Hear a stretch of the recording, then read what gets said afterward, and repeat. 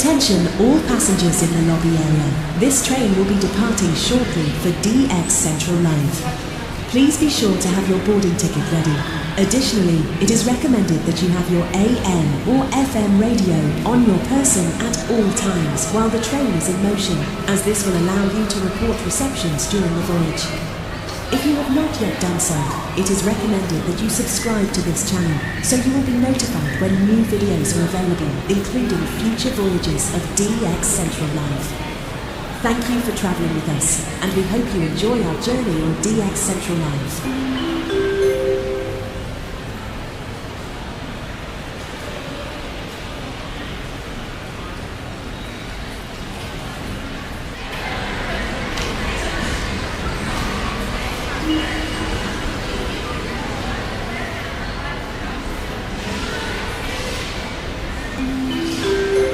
Attention all passengers in the lobby area. This train will be departing shortly for DX Central Line. Please be sure to have your boarding ticket ready. Additionally, it is recommended that you have your AM or FM radio on your person at all times while the train is in motion, as this will allow you to report receptions during the voyage. If you have not yet done so, it is recommended that you subscribe to this channel so you will be notified when new videos are available, including future voyages of DX Central Line. Thank you for travelling with us, and we hope you enjoy our journey on DX Central Line.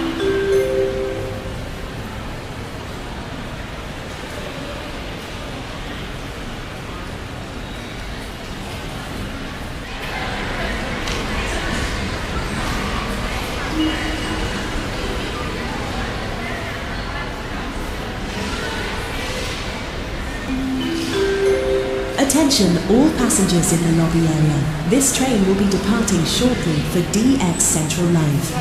Please be sure to have your boarding ticket ready. Additionally, it is recommended that you have your AM or FM radio on your person at all times while the train is in motion, as this will allow you to report receptions during the voyage. If you have not yet done so, it is recommended that you subscribe to this channel so you will be notified when new videos are available, including future voyages of DX Central Line. Thank you for travelling with us, and we hope you enjoy our journey on DX Central Line.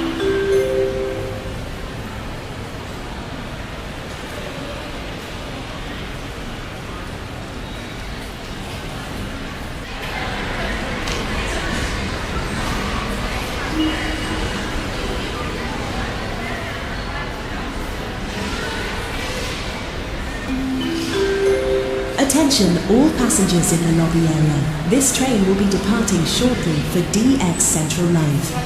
Please be sure to have your boarding ticket ready. Additionally, it is recommended that you have your AM or FM radio on your person at all times while the train is in motion, as this will allow you to report receptions during the voyage. If you have not yet done so, it is recommended that you subscribe to this channel so you will be notified when new videos are available, including future voyages of DX Central Line. Thank you for travelling with us, and we hope you enjoy our journey on DX Central Line.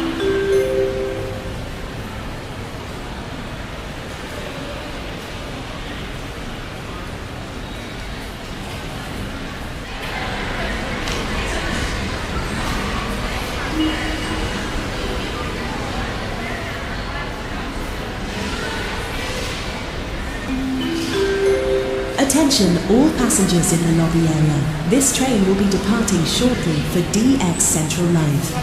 Please be sure to have your boarding ticket ready. Additionally, it is recommended that you have your AM or FM radio on your person at all times while the train is in motion, as this will allow you to report receptions during the voyage. If you have not yet done so, it is recommended that you subscribe to this channel so you will be notified when new videos are available, including future voyages of DX Central Line. Thank you for travelling with us, and we hope you enjoy our journey on DX Central Line.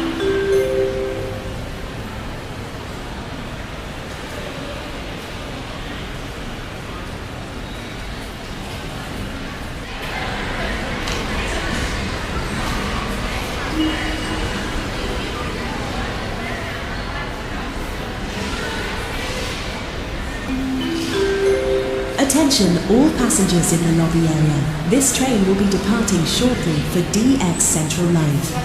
Please be sure to have your boarding ticket ready. Additionally, it is recommended that you have your AM or FM radio on your person at all times while the train is in motion, as this will allow you to report receptions during the voyage.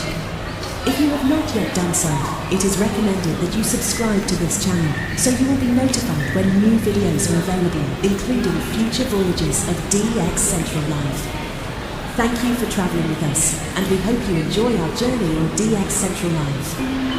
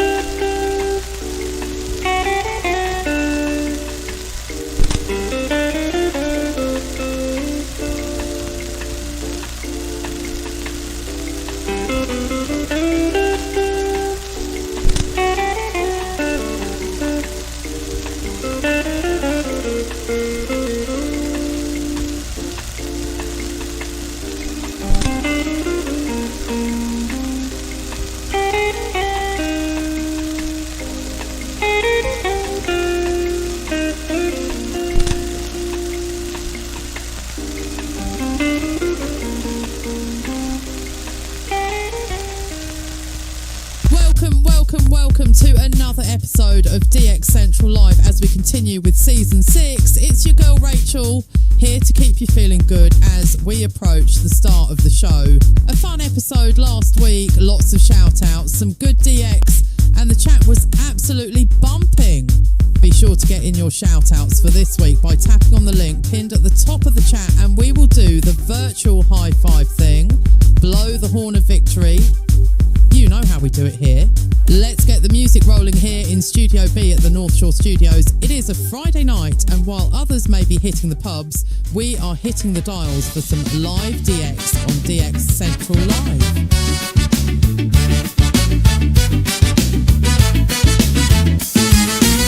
They're out there chasing the night. The street lights glow, but I've got my shortwave on. It's my kind of show.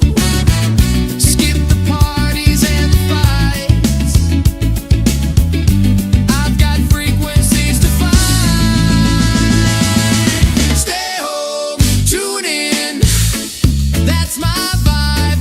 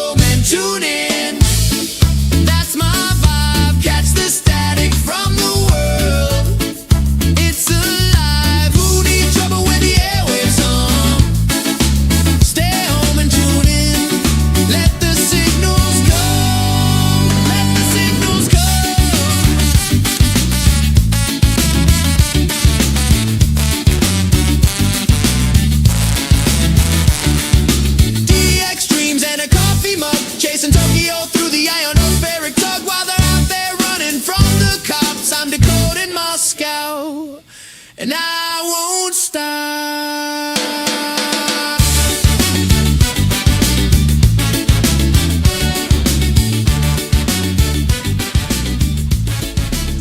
Yeah, girl Rachel hanging out with you right up until we start the countdown clock for tonight's episode of DX Central Live. Poor Lloyd has been running around the offices here bumping into stuff because you may remember with last week's show, his glasses broke in half right before the show started, so he is having to use a backup pair of old glasses, and let's be honest, they may be a prescription or two behind. You don't need glasses though to find the shout out link, just go right to the top of the chat and there it is. Give it a tap or click and then fill out the form to let us know what you have been hearing on the bands. That way we can all celebrate together. How about a little sultry jazz to get us in that DX mood for this Friday night on DX Central Live?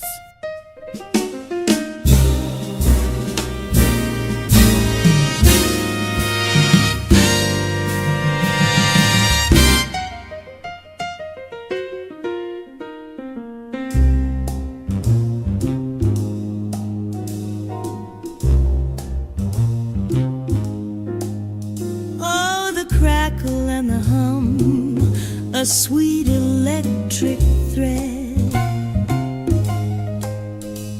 voices smooth as velvet, dreams where they're led. From the rooftop antennas to the old transistor glow, golden voices on the dial, stealing every show.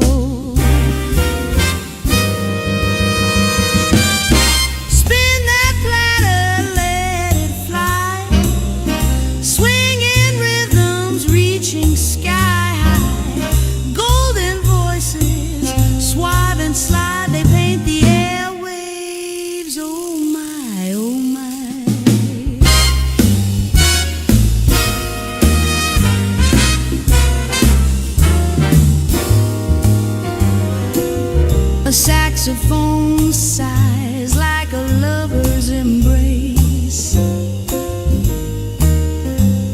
The DJ spins tales time cannot erase.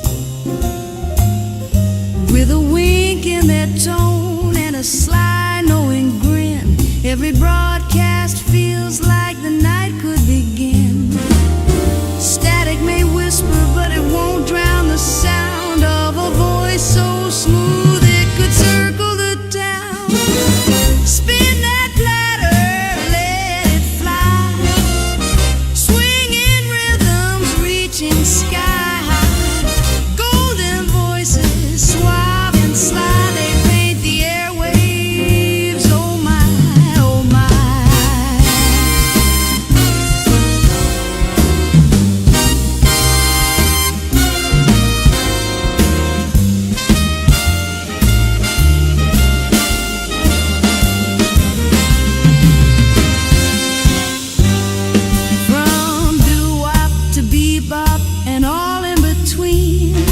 DJs I guide through a musical scene. They're the kings and queens of the crackling air. With every song, they take us somewhere rare.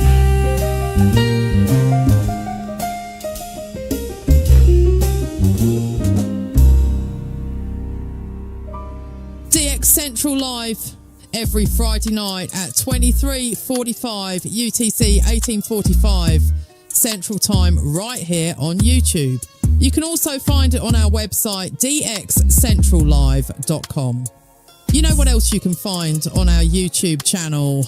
Our brand new podcast. It's called From the Static, and you can find it just about anywhere you get your podcasts, as well as on the podcast website fromthestatic.net. This way you can take DX Central with you on the go and still get all that fresh DX goodness that we love to sling around here.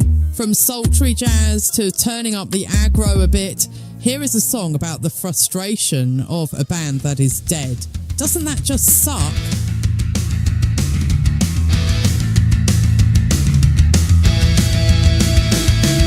Sick of static choke in the air, and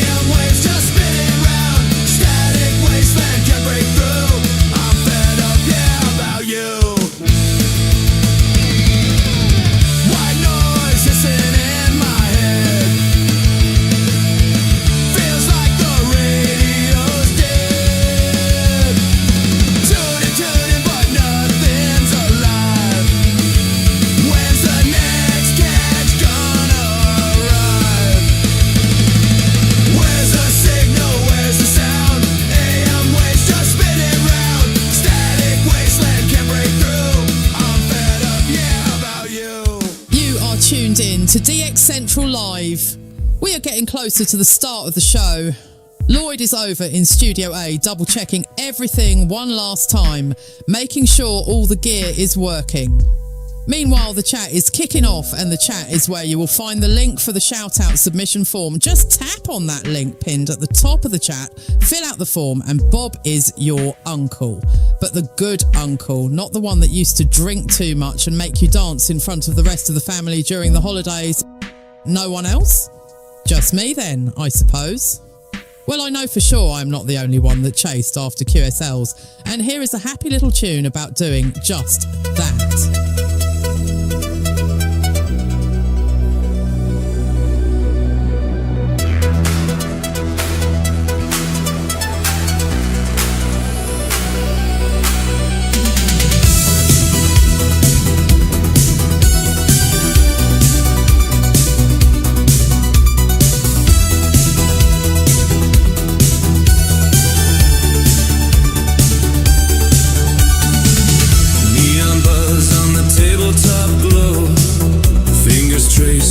Frequencies go, a map of whispers caught in the air, late night dream, stamped and rare.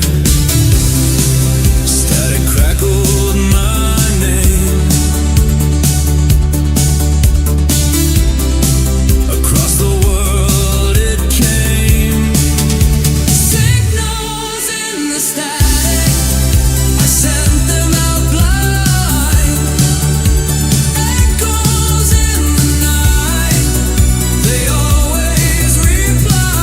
QSL cards in my hand. A story unwinds. Signals in the static, connecting the time.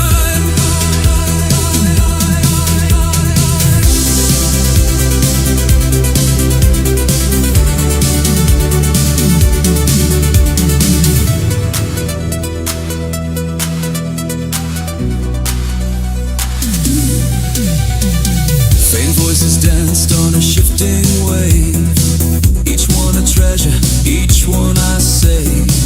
A postcard world from a far off land, tangible proof of where I'd stand. Through the hiss and hum,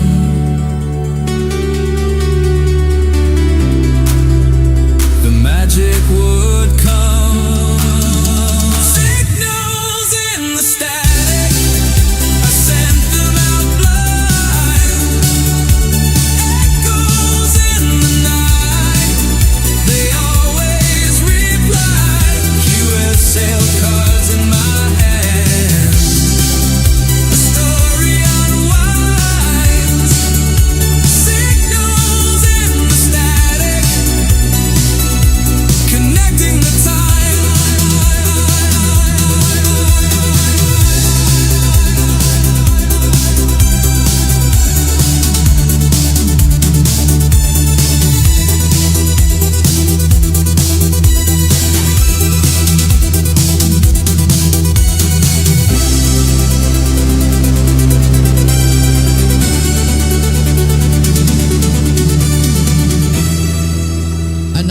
And another episode of DX Central Live.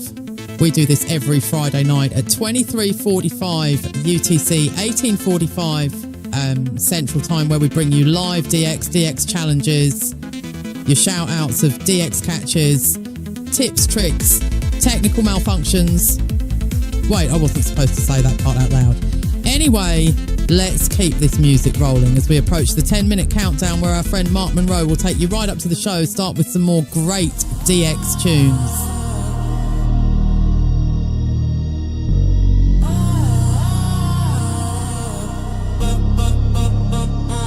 Fingers on the dial, static in the veins, 100 signals, riding on the waves insane. Late night creep, ghost in the ether, frequencies speak, they the real truth seekers. Jammed in the shack, maps on the wall, DX log stacked, hit a world call, Brazil to Japan, caught them all in the mix. Every ping's a trophy, every tone's a fix. Single chase, single chase, single chase. Never slow the pace, love the sound, lock it down from every place. Single chase, single chase, single chase. Fill the empty space, catching whispers in the dark. It's the thrill I embrace. From shortwave to AM, skip through the air. Every blip, every beat, yo, I'm right there. Pirates on the bands, coded tones in the night. Transmission like treasure, make my soul take flight. Got the rig tuned tight, S-meters my guide. Each catch a victory, the world open wide. Number stations, whisper secrets to the brave. I'm Indiana Jones of the radio wave. Antennas up higher than a skyscraper. Chasing ghosts, DX life, I'm the paper chaser. Every faint hum, story to unfold. Signal hunting fever worth more than gold.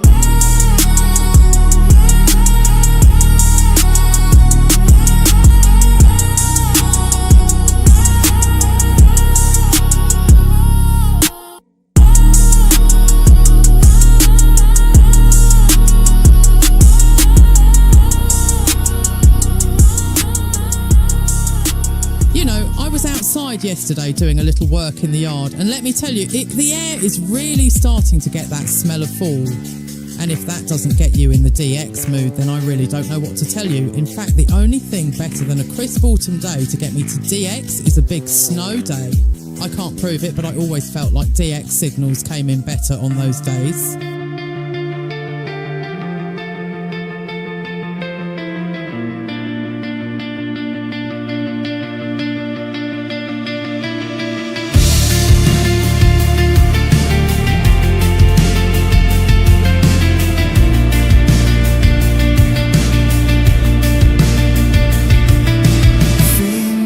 Twist the dial like turning keys. Static whisper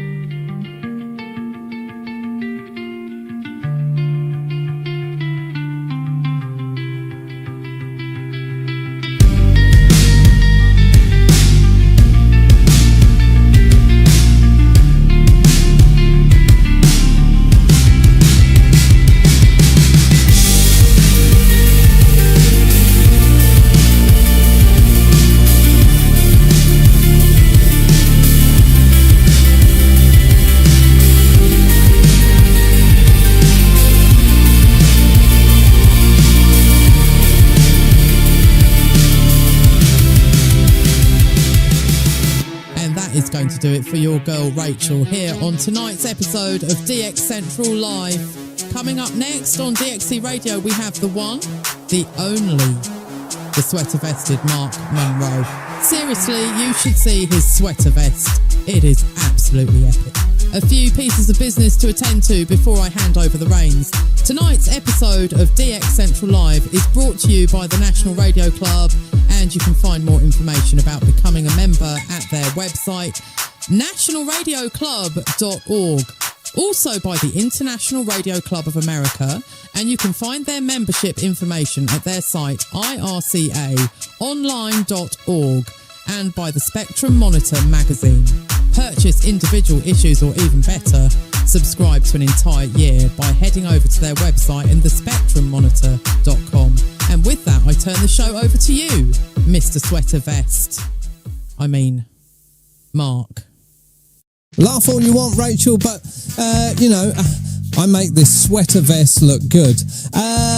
Welcome, my friends. I am Mark Munro, and this is The Countdown, taking you all the way right up to the start of today's episode of DX Central Live.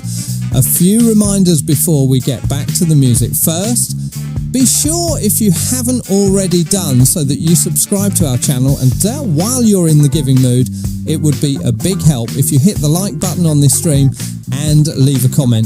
The algorithm really likes that kind of stuff, and it helps get us more widely noticed. Also, don't forget about our new podcast called From the Static. You can find it anywhere podcasts are available, or go straight to the source at our website, fromthestatic.net. Let's get back to the music. It's time for us to do the DX Boogie. Tune in the dial.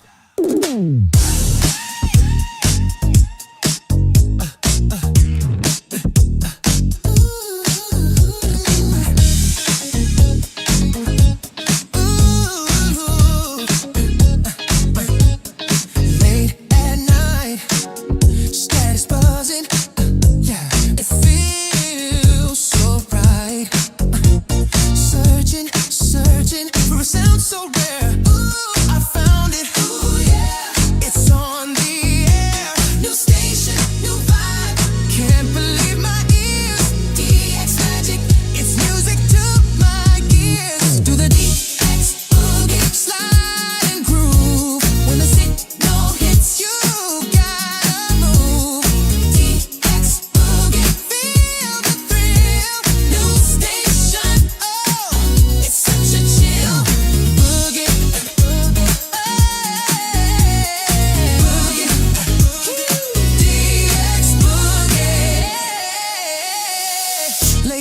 Lights, my radio glows through the static, the rhythm flows. A whisper turns to a melody. Oh, DX magic, it's all I needed. New station, new vibe, can't believe my ears. DX magic, it's music to my ears. Do the DX boogie, slide and grab. When the signal hits you,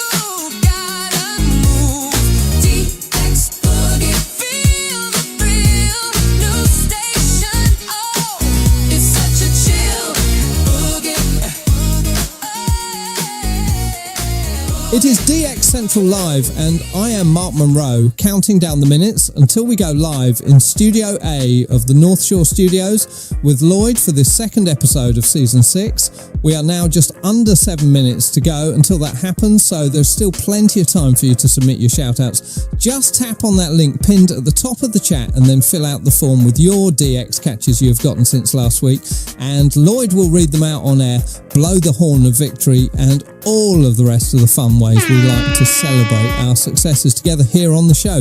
Now, let's turn our attention to a song about an unlucky bloke whose radio blew up. Yeah, just boom!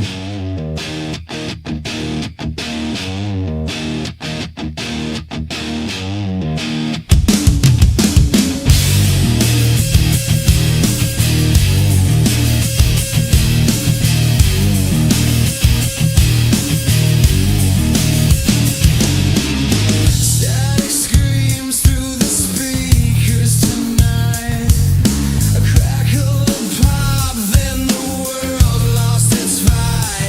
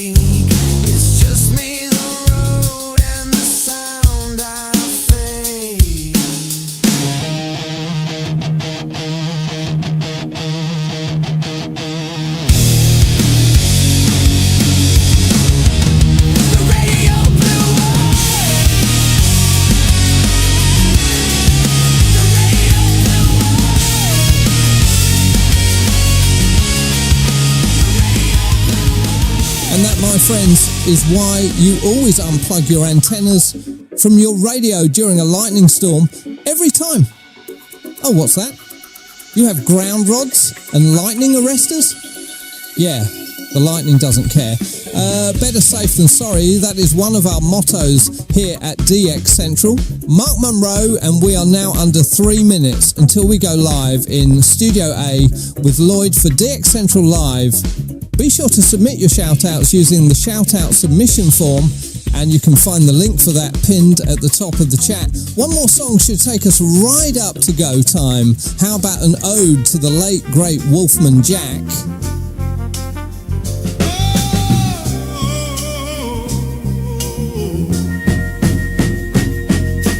Fingers on the dial, turning real slow.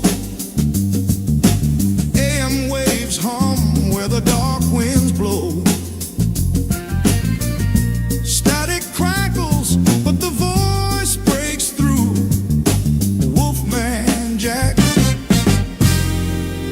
is that really you? Wolfman on the air, howling at the moon, playing them grooves, he's got the kids in tune.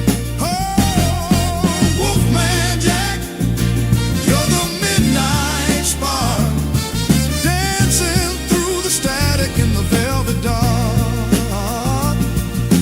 Mama says sleep, but the night calls me. That old radio's my secret key. Under the covers, the world unfolds. With every howl, the music takes hold. Is it a dream, or is it real? How does his voice make my heart feel? Wolfman on the air, howling at the moon, playing them grooves, got the kids in tune. Oh, Wolfman Jack, you're the midnight spark, dancing through the static in the velvet dark. He's a phantom, a preacher, a rock and roll king. With every song, he lets freedom ring. From the desert to the hills, his echoes alive. Wolfman Jack keeps the spirit in drive.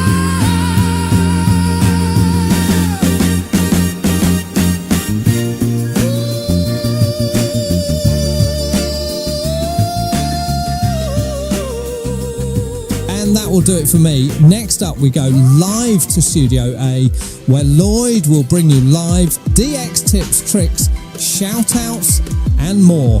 We are in the midst of our Graveyard Challenge, so I imagine that is where Lloyd will be focusing his live DX efforts tonight.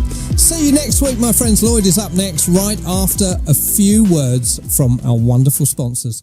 DX Central Live is brought to you in part by The International Radio Club of America gives DXers incredible value by putting important station information right at your fingertips. The club's e-publication, the DX Monitor, includes DXer loggings, station information updates, international loggings, and more. Other club publications include the IRCA Mexican Log, a must-have resource for any DXer that chases stations from Mexico, the TIS-HAR list, the IRCA slogan list, sunset sunrise maps, and DXer technical guides. The joint IRCA-NRC email reflector and groups.io group is a hub for real-time DX conditions, station news, and DX-related conversation. For more information, visit ircaonline.org. That's ircaonline.org.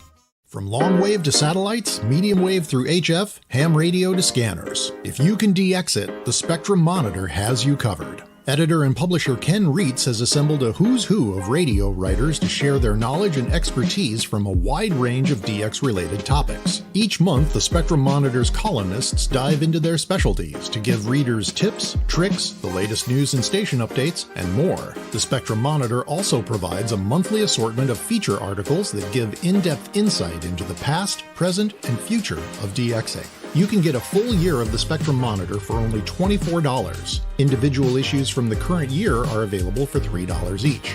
You can also purchase previous years of the Spectrum Monitor in their entirety for as low as $12. For more information, visit thespectrummonitor.com. That's thespectrummonitor.com. For more than 90 years, the National Radio Club has been at the forefront of providing DXers with the latest in station news, DX-related technical information, and reception reports from DXers around the world. The NRC's AM radio log is the most expansive and detailed resource of station information for U.S. and Canadian radio stations that is available in any format. The club's publication, the DX News, is available in both print and electronic format and provides the latest information on call letter and format changes, construction permits, and other information to help keep DXers informed of the latest updates they may hear on the air. For more information, visit their website at nationalradioclub.org. That's nationalradioclub.org.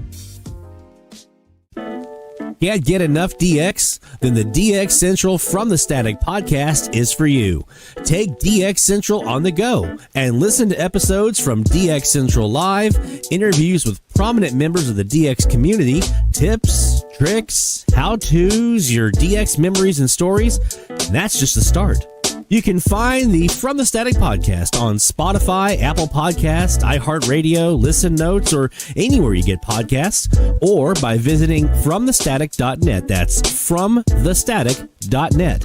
For stories, signals, and voices from across the airwaves, don't miss the DX Central From the Static podcast.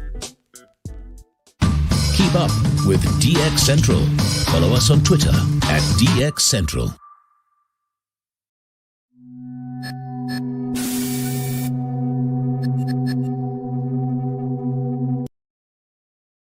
This man told me to tell you to watch DX Central Live with Lloyd Van Horn every Friday night. Is my Diet Coke in there?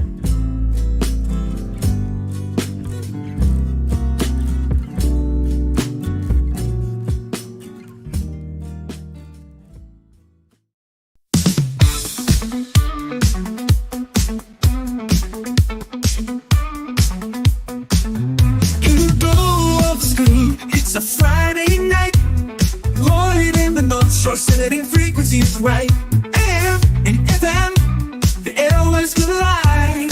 DX Central Live, where the signals can't hide. Tuning in the static, chasing down the sounds.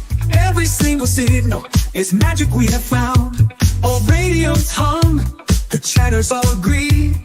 DX Central Live is the place to be. Folks in the chat, shout out your call. From east to west, we're breaking down the walls. It's the magic of the night, where frequencies fly. Join us now on DX Central Live. From the Gulf South To your corner of the world. this is DX Central Live. Now here's your host, Lloyd Van Horn. From Studio A here in beautiful Mandeville, Louisiana, and our North Shore studios, it is DX Central Live, Season 6, Episode number 2. Welcome, my friends. So happy to have you here with us. And, oh, man, you guys in the chat are cracking me up. The co-mower canceller. Love it. So glad to be back with you again here this week. Thank you for those of you who were able to join last week for our season premiere. And we are now in the Graveyard Challenge for our first challenge of the season. And the logs are pouring in. You guys are doing an amazing job already at getting through the graveyard. Had a chance to play a little bit with it this week. Not a whole lot, not as much time as I wanted to. That's always how it goes, though. Tonight's show, we got some cool stuff on tap for you. We're going to do something we've never done before. Some of you may know that I do writing for the Spectrum Monitor magazine, thespectrummonitor.com. About every 3 months, you'll see an AM or FM DX column in there for me. And my most recent column was in September, and in that edition, I did a big special on AI and using AI in DX. Clearly, if you've been listening for the past 35 minutes or so, I use AI, and it's no secret. Use the tools that are available to you, especially when you're a one-person creator who doesn't have a budget and is just doing this on his own for fun. Yeah, I'm going to use the tools that are available. But beyond, making catchy little DX songs, AI can also be useful for DX and helping you get stuff in the logbook. So we're going to talk about that tonight as our main segment tonight, and we're going to do a demonstration of one of the things that I talk about in that article, which is using a AI assistant like ChatGPT or Google AI or Microsoft's or whatever to help you narrow down the station that you might be hearing during an opening. This is something that I tested out extensively this summer, and let me tell you what, it did the trick.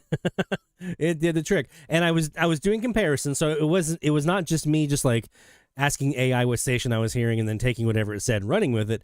I was doing some experimentation. I was doing some tests, some A/B tests. I was giving it stuff where I knew the answer to the question I was looking for, and it was able to give me the answer. It was able to narrow things down. So we're going to talk about how to do that tonight. We're going to be using ChatGPT as our model here that we're going to be running with, but you can apply the same approach to other ones. I tried it with Google AI, and it worked really, really well. So we'll talk about that tonight. We're also going to be talking about a piece of software that I'm just starting to get my hands around here called WaveView DX. There's quite a few of you, Notorious BOG over here in the chat, Jeff Emmel, he's been running with it for a while. Rick Knuth and some other folks that are friends of the channel have been running with this WaveView DX for quite a while now. I think last year, it's been around, I think, since 2021, I want to say, but last year is when it kind of really started gaining steam. And so we're going to talk about what it is and what it's not, because I think that's important to also kind of know as well, and how it can be helpful for you if you're wanting to get some more logs in your logbook off of your IQ recordings, your recordings that you set up either while you're DXing or scheduled recordings that happen like overnight, things like that. So we're going to take a look at WaveView DX. I'm just going to give you a really very broad brush because, again, I just downloaded it for the first time last night. So I haven't really had a chance to dive into all the features. So this is not going to be an intensive how to get to know everything about it kind of thing. This is going to be based off of what I've learned so far and some of the assumptions that I'm making about the software based on what I've used of it so far. Those may change. Yep, those assumptions may change as we go along, but this will get us started. Of course, we got to get to your shout-outs. We got live DX to do. We're going to be sitting on the graveyard frequencies because we are in the midst of our graveyard challenge. We're also going to be taking a look at the Tropo forecast for the FM side of the house because there could be some interesting Tropo over the next several days. We have a cold front kind of blowing through the southeast over here, and there might be some prefrontal, postfrontal Tropo that might exist maybe Monday to Tuesday in some areas. So we're going to look at that forecast and see what it might mean for you, and see what DX might be there. If you're looking to do some FM DX, you may have a shot. So we'll talk about that as well. Let's go ahead and get to some DX though. It's let's see right now, what time is it? We got about 5 minutes here until the top of the hour. So we're getting close to our first top of the hour alert of the night, but let's go ahead and do some DX. This first DX session is brought to you by the IRCA, International Radio Club of America, ircaonline.org. That's where you'll find information about the club, membership, publications that they offer, and a whole bunch of other stuff. ircaonline.org. Do it. Just go get yourself a membership. It is super, super cost effective, and I mean, there's no reason not to, unless it's a monetary thing, which I understand. But you're going to get a lot of benefit out of it from being a part of the clubs, both the NRC and the IRCA. As usual, our tour around the shack here. We are starting off with our sister Kiwi here, the Shortwave Central Kiwi around the corner. This has got the big Latin American focused 25 by 72 foot elevated CAS antenna right now pointing at 150 degrees. So right at Central America, South America, right there on the line. We've also got our AirSpy HF Plus Discovery, where we have this in SDR Sharp software, and we have this with our 20 by 70 foot CAS right now pointing at 125 degrees. We also, let me go over here to, we have our DX Central Kiwi here on the grounds at North Shore Studio. And this one has, right now, we're on our 263-degree super loop, which I need to change that over there to that. There we go. That's a 15 by 56 super loop. We're also running this same super loop right now on our Perseus and doing top of the hour recordings and things like that. So we'll be, speaking of, let me hit that. Boop. Hit that record button, and we'll be checking that as we go along here periodically as well. All right, so let's actually start there. Let's start on the west-facing super loop. It's top of the hour time frame. Let's hit that big alert, boys and girls. DX Central Live top of the hour alert.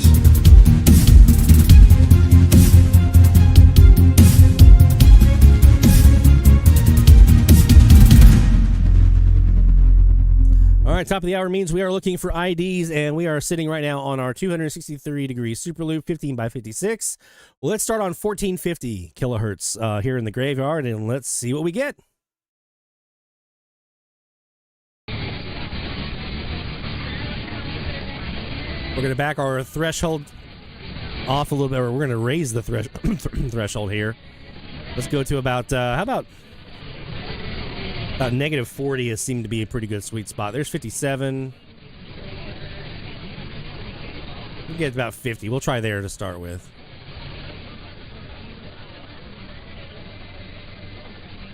We'll turn that up as well so we... Wrong one. That's what I want to turn up.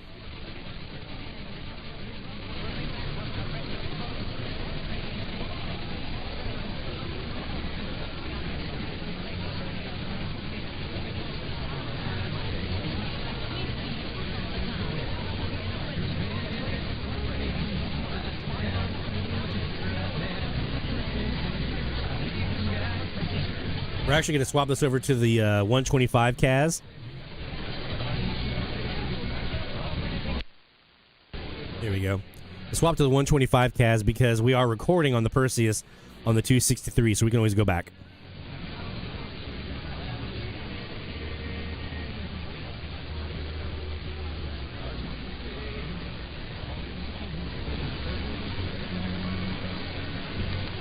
We're looking southeast right now.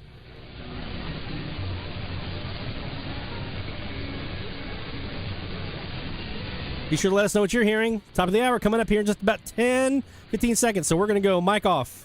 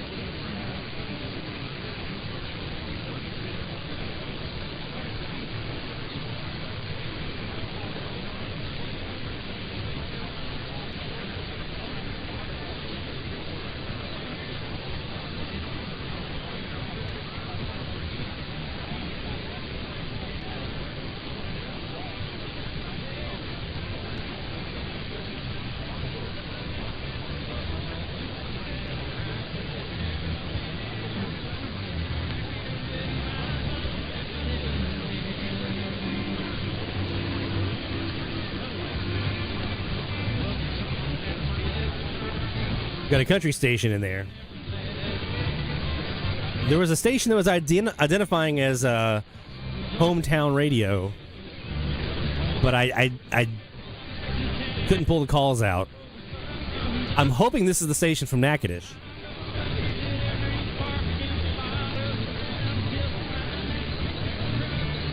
There's a 95.9 Kicks Country in Natchitoches that I need for my Louisiana stations. I'm down to below, I'm in the teens of how many I need left. This is one of them.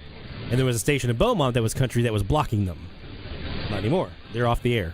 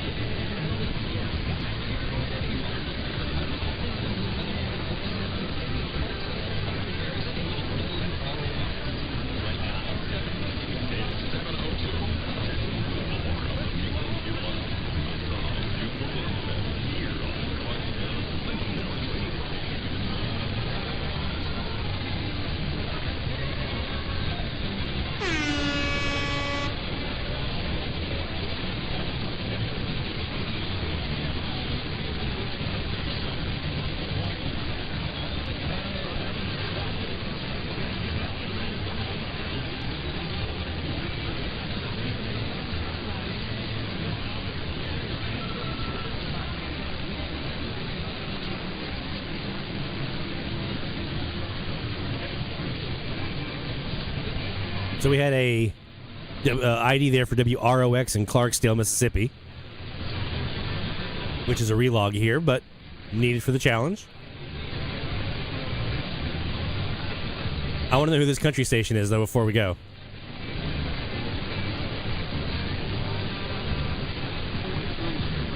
See if it's Natchitoches.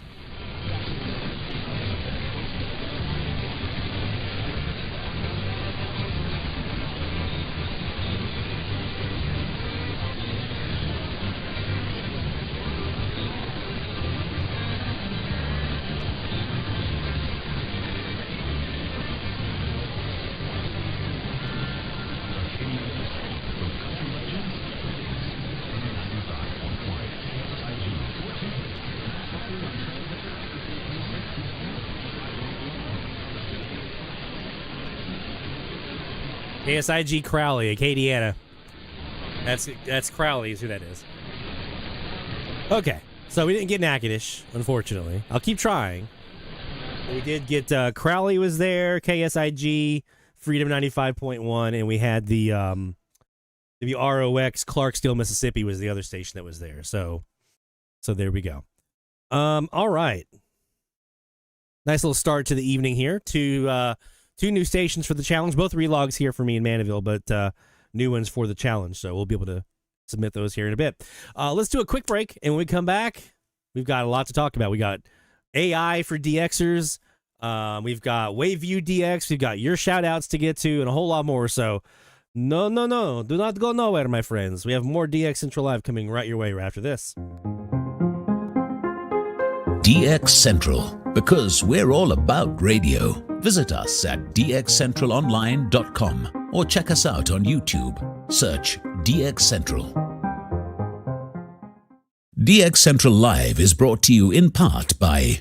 From long wave to satellites, medium wave through HF, ham radio to scanners. If you can DX it, the Spectrum Monitor has you covered. Editor and publisher Ken Reitz has assembled a who's who of radio writers to share their knowledge and expertise from a wide range of DX-related topics. Each month, the Spectrum Monitor's columnists dive into their specialties to give readers tips, tricks, the latest news and station updates, and more. The Spectrum Monitor also provides a monthly assortment of feature articles that give in-depth insight into the past, present, and future of DXing. You can get a full year of the Spectrum Monitor for only $24. Individual issues from the current year are available for $3 each. You can also purchase previous years of the Spectrum Monitor in their entirety for as low as $12. For more information, visit thespectrummonitor.com. That's thespectrummonitor.com. For more than 90 years, the National Radio Club has been at the forefront of providing DXers with the latest in station news, DX-related technical information, and reception reports from DXers around the world. The NRC's AM radio log is the most expansive and detailed resource of station information for U.S. and Canadian radio stations that is available in any format. The club's publication, the DX News, is available in both print and electronic format and provides the latest information on call letter and format changes, construction permits, and other information to help keep DXers informed of the latest updates they may hear on the air. For more information, visit their website at nationalradioclub.org. That's nationalradioclub.org. The International Radio Club of America gives DXers incredible value by putting important station information right at your fingertips. The club's e-publication, the DX Monitor, includes DXer loggings, station information updates, international loggings, and more. Other club publications include the IRCA Mexican Log, a must-have resource for any DXer that chases stations from Mexico, the TIS-HAR list, the IRCA slogan list, sunset sunrise maps, and DXer technical guides. The joint IRCA-NRC email reflector and groups.io group is a hub for real-time DX conditions, station news, and DX-related conversation. For more information, visit ircaonline.org. That's ircaonline.org. Can't get enough DX? Then the DX Central from the Static podcast is for you. Take DX Central on the go and listen to episodes from DX Central Live, interviews with prominent members of the DX community, tips, tricks, how-tos, your DX memories and stories. And that's just the start. You can find the From the Static podcast on Spotify, Apple Podcasts, iHeartRadio, Listen Notes, or anywhere you get podcasts, or by visiting FromTheStatic.net. That's FromTheStatic.net. For stories, signals, and voices from across the airwaves, don't miss the DX Central From the Static podcast. Keep up with DX Central. Follow us on Twitter at DX Central.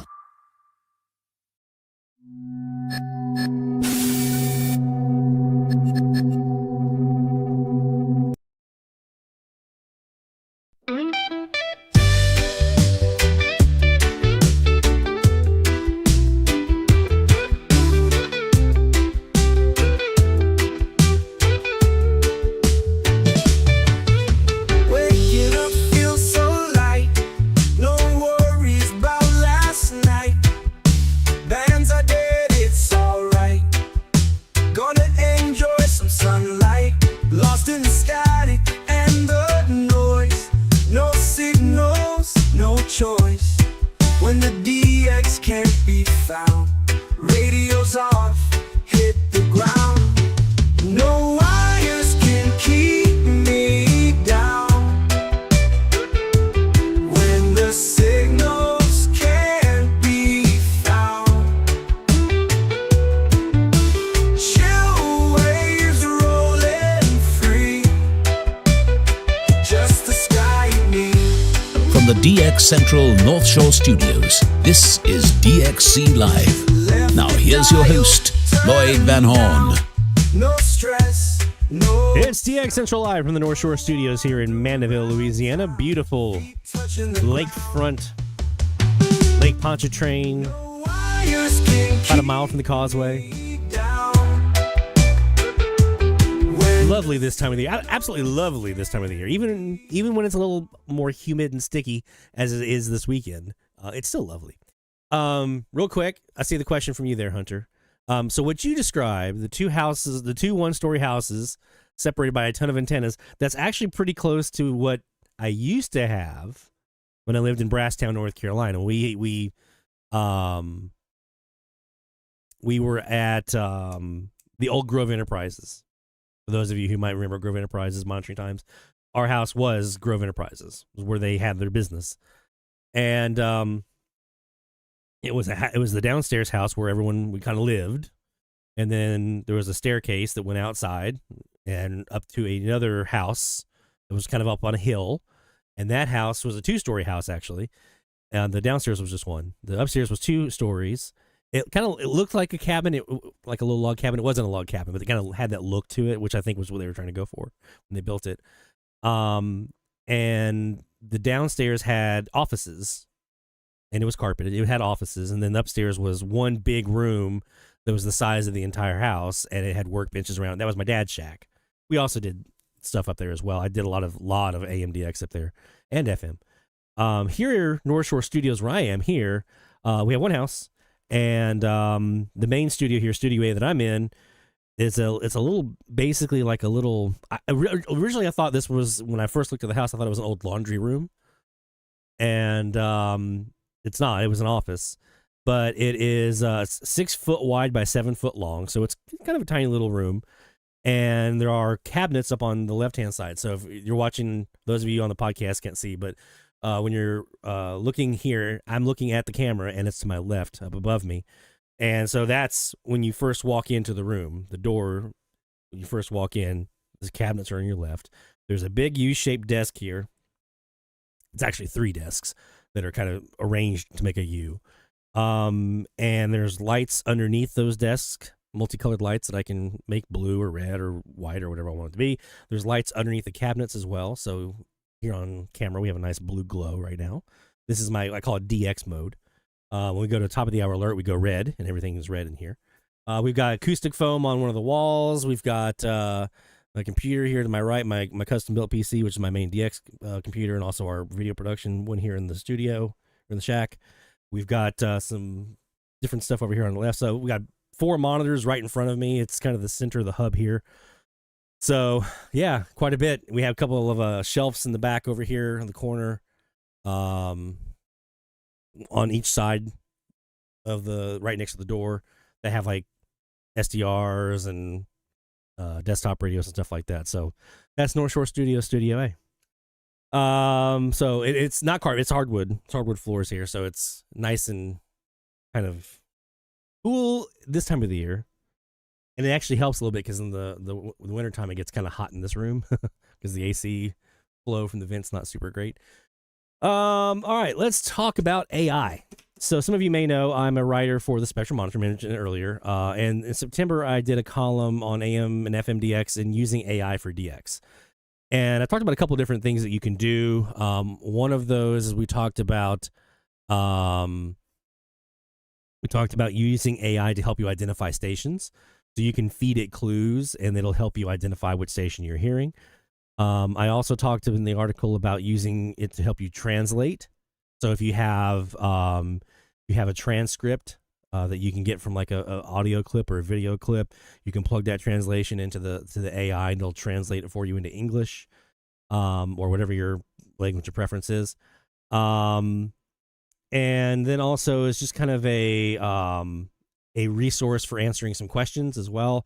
So the main one we're going to talk about today is we're going to talk about using AI to help you identify a station, because I think that's the most kind of tangible thing that most people would want to kind of start with to use AI with for DX, and then you can kind of blossom it from there and kind of expand from there as you wish.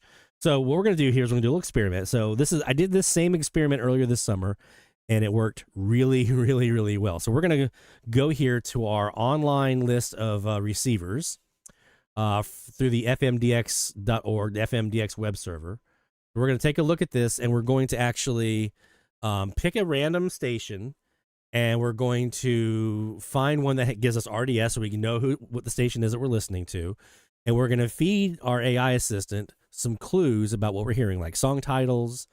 We're not going to tell it anything. I don't want to tell anything super identifying because I want to see how it does, being able to identify and see how many clues it takes before I can get a positive response back of what it thinks that it is, and a confirmation of the station that I'm actually hearing. So let's, I like to go up here. Let's go to New Jersey. And I'm not going to tell it where I'm going here. I'm going to tell it it's an FMDX station from somewhere.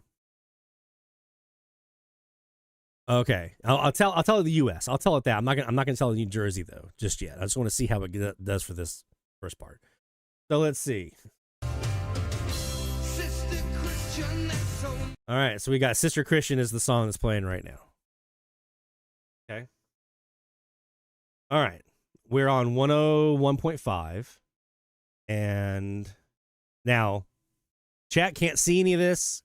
ChatGPT, the AI, cannot see any of this, cannot hear any of the audio, but it's going to hear me talking, and it's going to respond back. So here we go.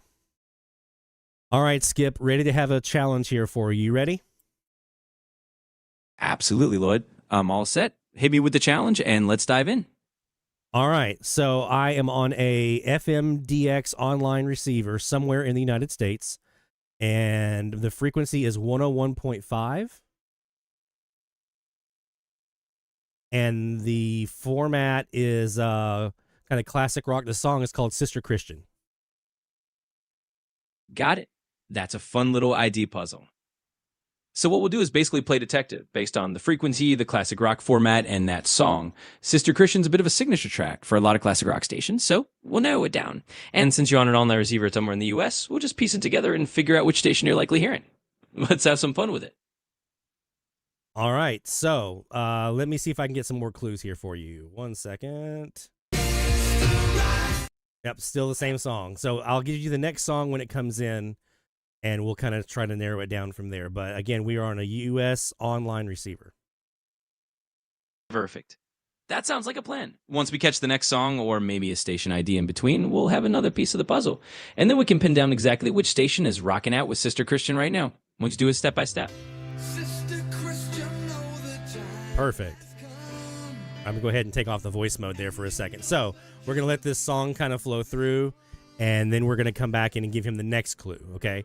So as an example of how I was using this summer is I would feed him something like hearing a station that's saying Magic 102, and they're playing Hall & Oates. And he would say, okay, well, there's like 4 different Magic 102s that could match the format, and he'd give me a couple different options. Or I might tell him, or tell the AI, New Jersey time, it's 8:17. Hey, everybody, it's Big Joe Henry. now I'm purposely not going to tell him slogan. I'm purposely not going to tell him location. I want to be vague here to really kind of push the boundaries of what this thing can do, to see how quickly it can take him to narrow down what station it is we're hearing. Adopt adorable pets, enjoy local vendors, live music, and more. Plus, enter our cutest pet contest for your chance to win Pawsome prizes. See what some knucklehead did there? Pawsome prizes. Details at our events page at nj1015.com. Check it out, won't you? Of course you will. It's going to be fun. Well, a new study shows that Chicago, This guy's talking about it. You can give it like ads, like an event ad like that. I've given it that before, and it's like, oh, that's this. I see that on this Chamber of Commerce website. They're doing this weenie roast thing or whatever, blah, blah, blah. And so the point of this exercise I'm doing right now is to give it as minimum amount of information as possible. And again, seeing how long it takes for it to zero in on what station it is we're hearing. But in the real world, you might say, I've got a sporadic E opening right now up to the northeast from Louisiana, and I'm hearing stations from Buffalo, Rochester, Syracuse, whatever it might be.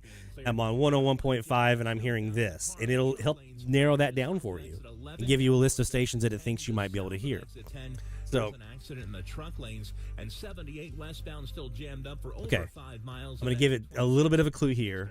That is all because of a jackknife tractor trailer. Route 9 southbound jammed up in South Amboy at Route 35. All right, Skip, another clue here for you. There's a traffic report here with talking about traffic accidents on the 78 and Route 9. Oh, that's a really good clue. Mentions of Route 78 and Route 9 definitely help narrow it down geographically. Those ways are associated with areas like New Jersey, and that region's classic rock stations on 101.5 are a pretty strong bet. So we're probably zeroing in on something like New Jersey 101.5, which is known for that kind of content. Let's keep listening for that next song just to confirm.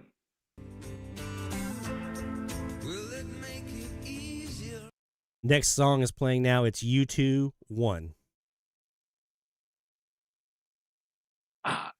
Perfect. So with One by U2 coming up next, and all those little clues, that really does line up nicely with New Jersey 101.5. WKXW, which is a well-known classic hits and talk station on that frequency. They do traffic reports mentioning those highways, and definitely spin classic rock and hits like U2. So I'd say we've nailed it down. That took hardly any time at all. Now, granted, I gave a pretty easy clue with the 78 and Route 9, but that shows you that it can actually use that information, go out and search the internet, and find, okay, what are some areas that have Route 9 and 78 that might be, also in alignment with stations that are on this frequency that also play classic rock. So you see he went right to New Jersey 101.5. Let's do another one here. Let's go. I'm going to take this one to our friend. Let's see. I haven't done this one yet. Go out west. This is a West Coast one here in San Rafael, California. I haven't actually used this web server yet. Let's see what they have available.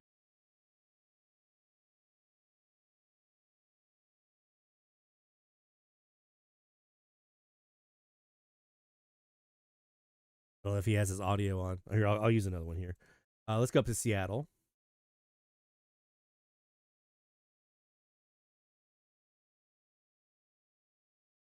And then, okay, we do have someone on. KHTP Tiger Mountain, Washington. Let's listen. See what they've got. And every time we with Chris, that fool rolling up.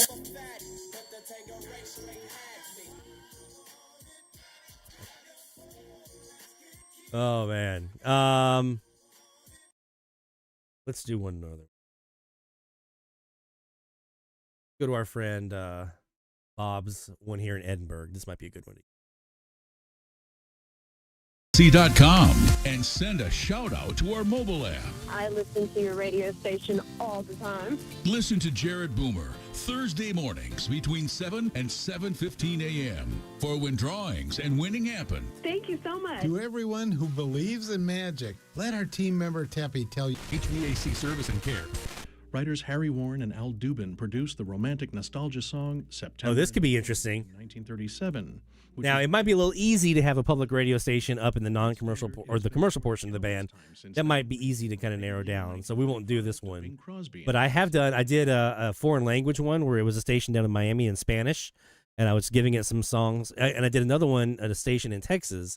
It was in Texas, but it was a Spanish station doing English music, and it was able to narrow down on all of these. Let me find another frequency. Not going to be probably so easy. A swirl, free soft drinks and candy, because it's holiday break.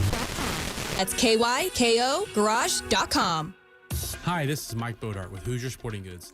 Now, obviously, if I was to give the AI tool some of these ads, these business names, it would narrow it down in hardly any time at all. As you saw, once it had some location information, it was a pretty quick process. But again, I want to be very vague here and just give it basically format information. It, in some cases, can search song playlists on station websites. I've seen it do that before, and I'm going to ask it about that here. It's been a different team we've seen.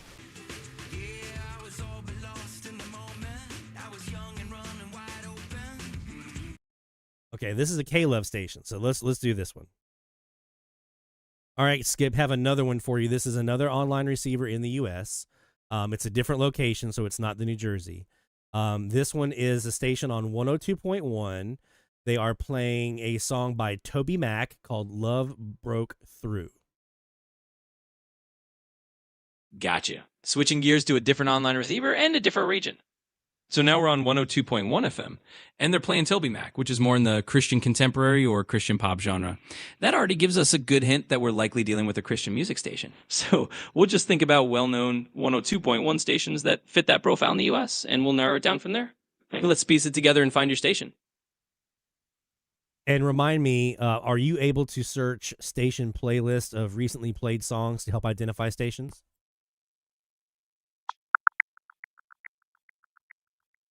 Sure thing. So it looks like the station you're tuned into is probably WKVZ out of Dexter, Maine. They own contemporary Christian music and are part of the K-Love network. So that fits the playlist you're hearing. And there we go.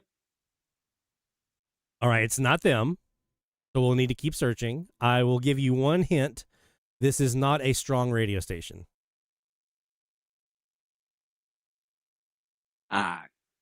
Got it. So we might be dealing with more of a smaller or maybe a local low-power translator station, which makes it a bit trickier, but that's all part of the fun. We'll just keep digging.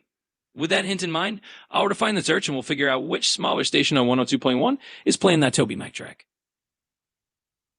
And I don't know if you heard my question. Remind me, are you able to search station playlists to review recently played songs to help identify stations? Oh, absolutely. I can do that. I can definitely look up recent station playlists to help identify what station you're tuned into. Let me run a quick search on that, and we'll pin it down more precisely. Perfect. I will give you another hint. You are very, very close format-wise. I mean, you are on the format, Contemporary Christian, but you had something you said there that was very, very close to the station that we're receiving. So you're in the ballpark. Okay, that's a great hint. So we're definitely on the right track with the contemporary Christian format. And I'm guessing maybe it's a station that's part of a similar network or has a name close to what I mentioned.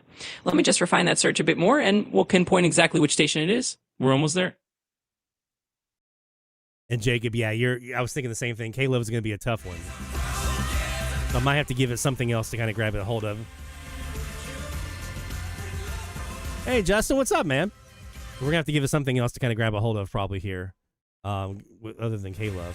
But you heard it. It can search those station playlists. So it can kind of narrow that down based off of recently played songs. So we're going to let this song play through. We'll see if we have anything localized that we can give it that might help. Always something encouraging. K-Love. I'll tell it that. I'll tell it to K-Love. Okay, I have to be fair for you, Skip, on this one. This is a station that is part of the K-Love network. that ties it all together. If it's part of the K-Love network and on 102.1, then we've definitely zeroed in. There are a handful of K-Love affiliates on that frequency around the country, but given your hints and that we were already in the right format zone, we got it. So you're definitely listening to one of the K-Love stations on 102.1. We've cracked the case. All right, let's try to figure out which specific station it is and the location. Based on the clues that I've given you, do you have any candidates?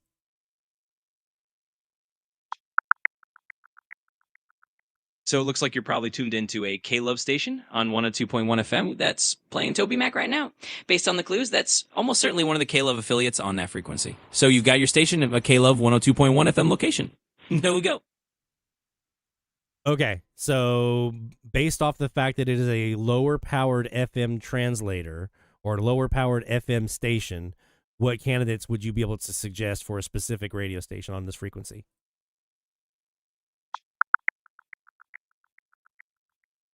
Well, it turns out K-Love does have a few low-power FM translators on 102.1 around the country. One example is indeed in Dexter, Maine, like we mentioned earlier. So that's one candidate. And there are a few other similar small translators in other regions. But basically, you're right in that zone of a lower-powered K-Love affiliate on that frequency.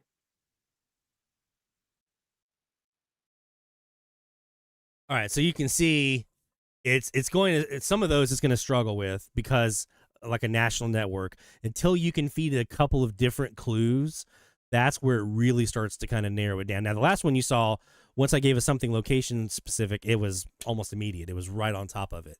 So anything that you have like local advertisements are going to help, just like with us. But the difference being is that now I don't have to go search. Let me give you a great example.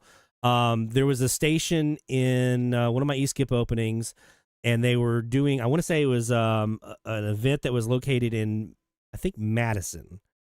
And originally I was thinking Wisconsin, but it turned out it wasn't Wisconsin. It was another, I think it might have been Minnesota or somewhere like that, that had another city called Madison. And based off some of the clues I was able to give it, it actually pointed me in the right direction. It was like, actually, this is the one that I think it is. And I was like, oh my goodness, that's it. And then they ended up IDing shortly after that and confirmed that the AI had it right. So the more, just like with anything with DX, the more specific clues you can have, the better equipped it's going to be to help you out. Don't expect miracles. There are going to be times where it kind of blows you away with a little bit. You're like, wow, it already kind of narrowed that down pretty quickly. I had plenty of those experiences this summer when I was testing this out. But if you handed enough clues and you say, okay, I'm on this frequency, I'm hearing a station, like especially if you're able to say, I have an eSkip opening that's pointing to the north from here where I am in Omaha, Nebraska, right? It's going up to the north. It's a U.S.-based station, I believe, and it is they're playing these songs. Here's the format, and they're talking about this and this and this and this as far as local events or this local business name or whatever. Man, it's going to be able to get to that very, very fast. You could also get there, but it's going to take more searching and cross-referencing and checking against station lists and things like that to get there. Obviously, we can do this on AM as well, and let's test that out really quick. So I'm going to go over here to my shortwave Central Kiwi, and we're going to go to a station that I know. Let's see, 820. Let's just do 820.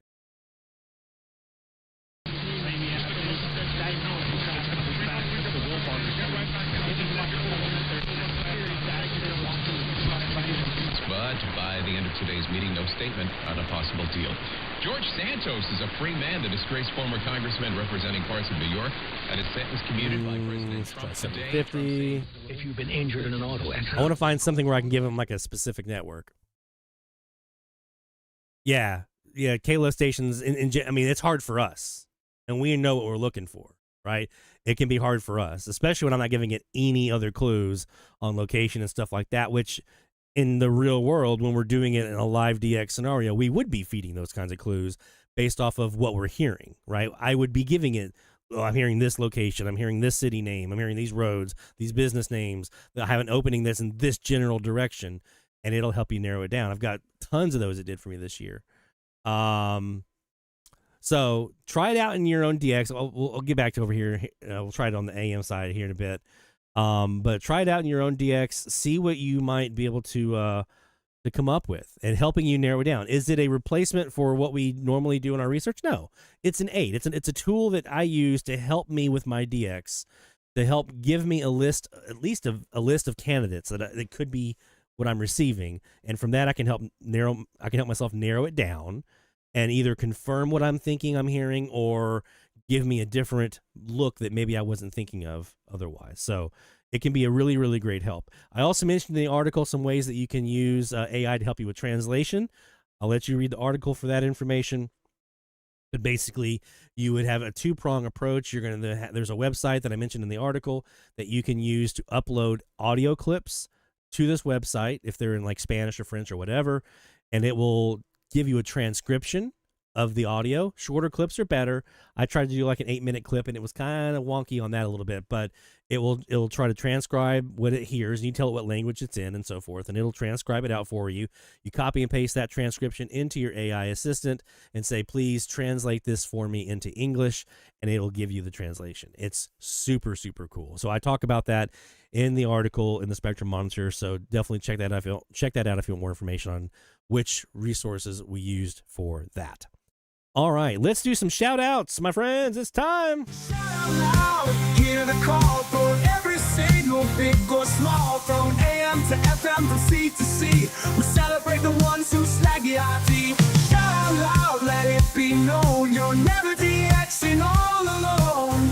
Through the static we found our way. Shout-outs making waves today.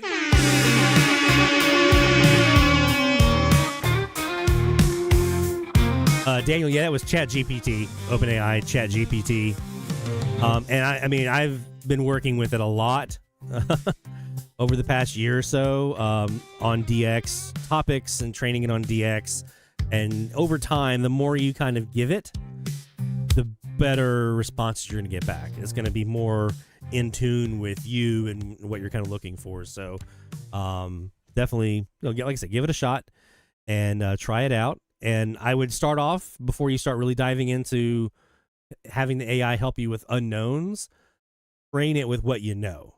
And so give it stuff that you know is for sure this, so like stuff in your local market. You could do that.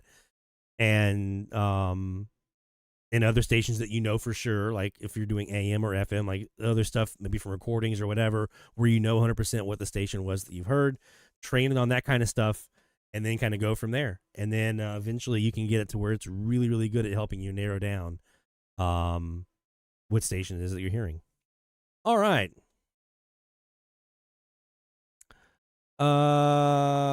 Shout out number 1 goes to Art Jackson in Texas. Art says 72 grid squares from southwest of Fort Worth. All see the pants. Actually, no recording. And exactly... or mostly RTL SDRs. My glasses are still messing with me here. I'm still on the old pair. Mostly RTL SDRs and XH data D808. So no recordings, all live DX. 72 FM grid squares from southwest of Fort Worth. New tropo distance record of 603 miles. Tuscaloosa, Alabama, 91.5 WUAL. 320 watt Breckenridge, Colorado, KBKV, 88.7. Great season on 6 meters as well, 163 grids of 40 watts and a 7-foot high squallow.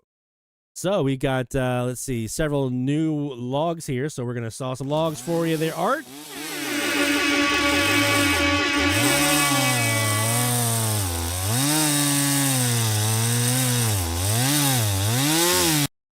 All right.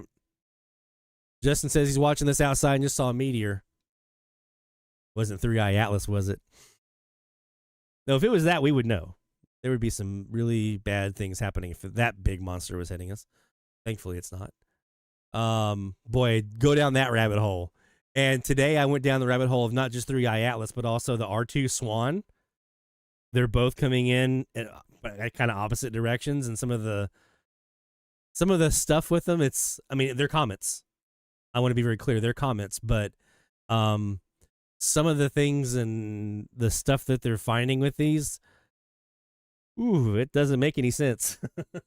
Like they're seeing these bursts of speed, call it step modulation, that can happen with the process. I'm going way off track here. Can happen with the process of comets. It's called outgassing, when things kind of just like propel out of the comet. But the speed burst they're seeing, the amount of energy you would need to cause that, they think they are like it. We don't think it's possible that a comet can actually do these kinds of bursts. There's no natural process we know of that would cause these kinds of bursts. So we're not saying it's not natural, but if it is natural, it's something we've never seen before. That's crazy. So go down that rabbit hole, have some fun.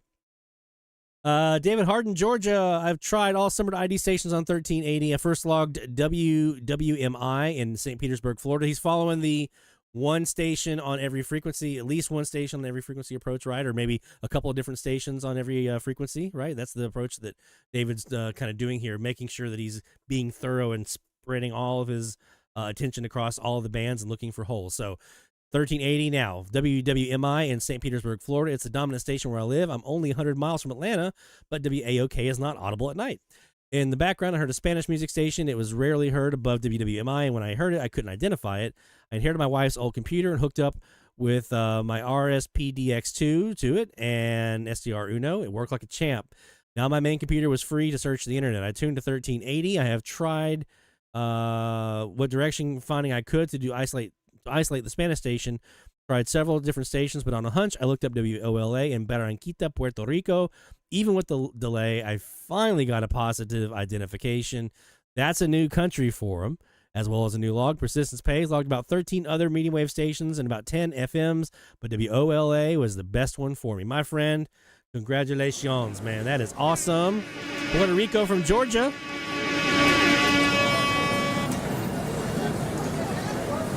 Stamp that passport here for you, my friend.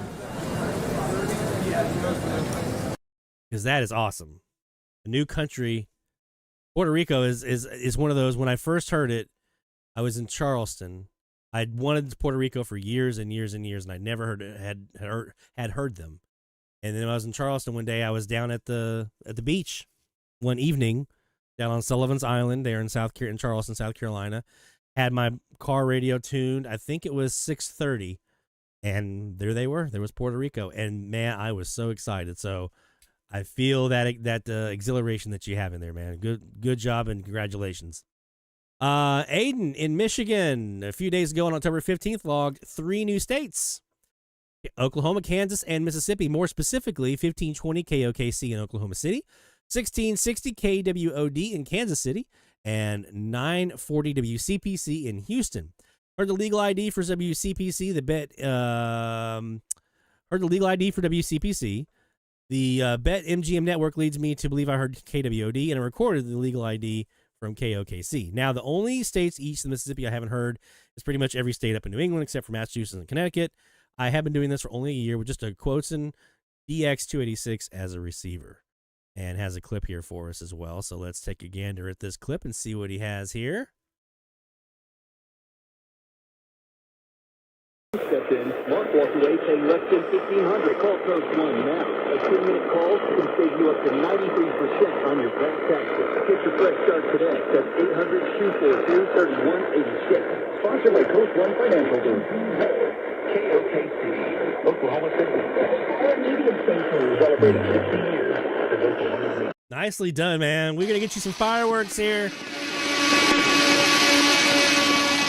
For your new state. Plural. New states. Well done, Aiden.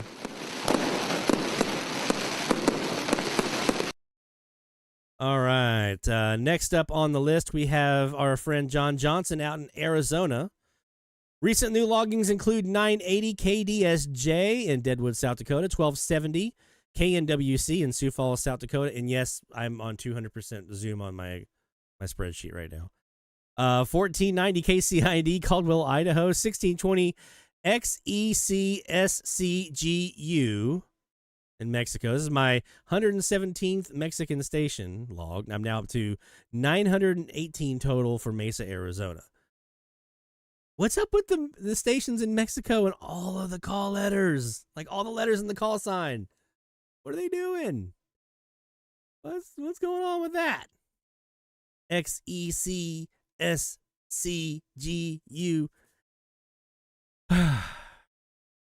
They couldn't have run out of call signs. They had a bunch of stations that left to go to FM. They couldn't have run out, right? Anywho, sorry to take over there, John. Well done, my friend. We're going to give you this for the Latin American station.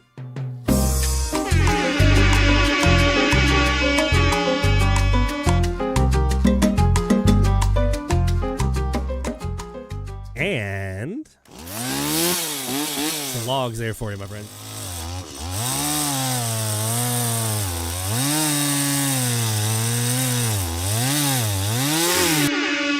And we've got more shout outs to get to. We'll get to those here in the next hour, but let's see.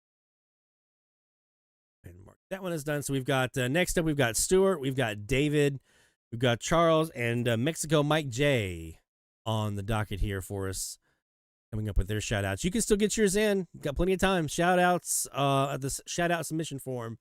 That is dxchallenges.com/shoutout. All right. Our friend Mexico Mike J, very, very knowledgeable on all things Mexico, AM and FM radio, as you might imagine. For the new XE call signs, the third and fourth call letters refer to the type of station, commercial, social, public. I didn't know that. That's pretty cool. See, you learn something. You learn something new every day. Right here in the chat on DX Central Live. Learned that just now. That's how that works. Let's see, what time is it? We are at 44 after. This next hour, we're going to talk about WaveView DX. We're going to actually open it up and let you take a look at it and see what it looks like. And I'm going to give you my far too early thoughts on this one. I know I shouldn't be giving you my thoughts. I played with it for about 30 minutes last night. But I'm going to give you my initial impression of WaveView DX and where I see it being useful and where I don't see it being useful. So we'll talk about that. We've also got to get to some FM propagation forecasting. We're going to be looking at the Tropo forecast here for this weekend into next week because it looks interessante. It looks interesting. I'm too tired to try to speak in another language. Let's go ahead and do some more live DX though, because I think that sounds like a plan. Let's do this live DX session brought to you by National Radio Club, nationalradioclub.org. Go there now. Get information about the membership, about their publications, including the NRC AM radio log and the DX News member bulletin. And by the way, well, we talked about the IRCA a few moments ago, our last DX session. It was the IRCA DX Monitor member bulletin that finally made me go, okay, fine, I'll download WaveView DX, because there was a nice write-up in the DX Monitor, most recent edition, about WaveView DX from a DXer in Japan, talking about how they've been using it. I had read our friend Bjorn up in Scandinavia had a write-up on it last year that kind of wet my whistle and got me interested. And finally, I was like, okay, fine, I'll try it out. And that's why that's what we did. Tried it out last night. So we shall see. We are sitting on our AirSpy HF Plus Discovery right now, and that's looking at 125 degrees. But I want to take a quick look back at our last top of the hour we just did on our Perseus, because I want to see what we might have had here, top of the hour on the other graveyard frequencies. So let's go up to 1240 now. Okay, and we're going to rewind this back to our most recent top of the hour. How about that?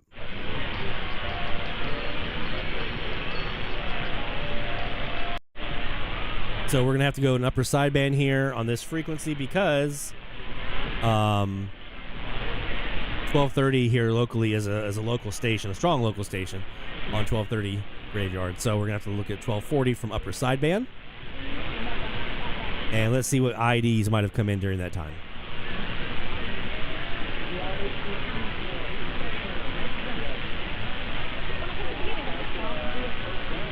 But this is live right now.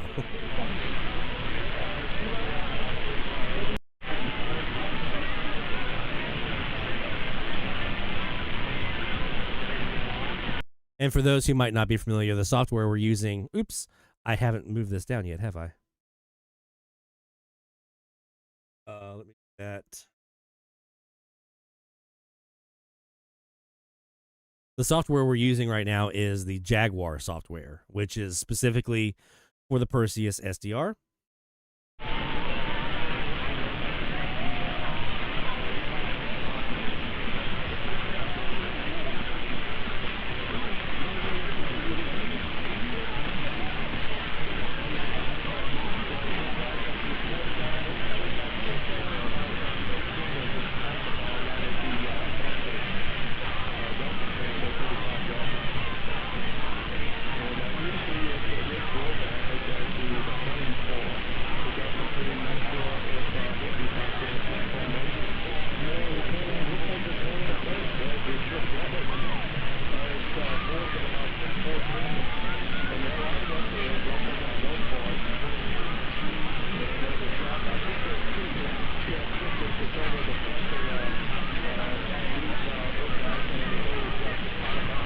Is that who that 14? I'm going back and reading through the chat right now.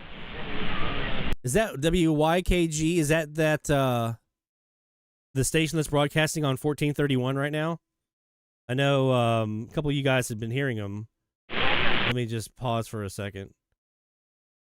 Because I've been hearing this station, YKG, Covington, Georgia. Aha! Mystery freaking solved. Yep, 1429.983. Well, there we go. That's going to be my next new one. I didn't know that was who that was. So, fantastic. Well done, guys. Thank you for that. See, another. Learned about it on the chat on DX Central Live. That one just got me a new one in the logbook. There you go. Let's take a listen here. Yeah, you hear the hit?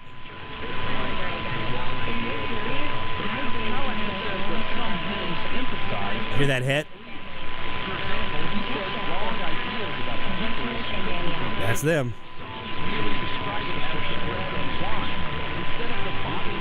All right, let's go back to 1450 here. We're going to come off that recording. Let's look live. Let's go back live here. We're on the West Super Loop, looking live west of us here in Louisiana. And let's go to 1490.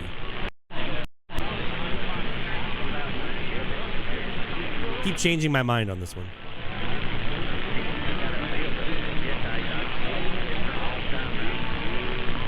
Yeah, Justin, it's actually not that bad.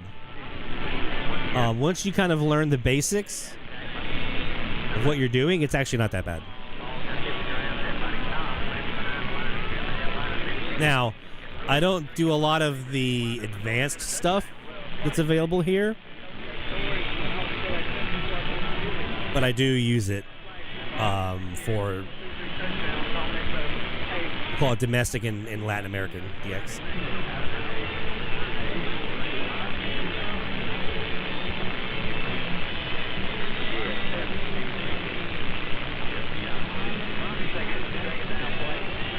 We've got some high school football going on here.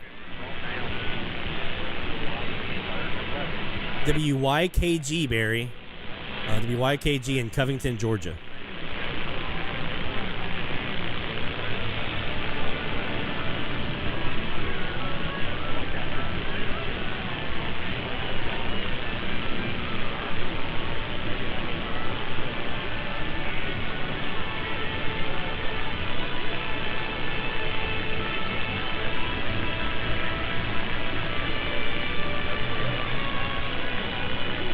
We're going to move this up to the Kiwi now. So let's go up here to the DX Central Kiwi. Same antenna, we're looking west. And let's see what's on 1490 here, if we can figure out who this is.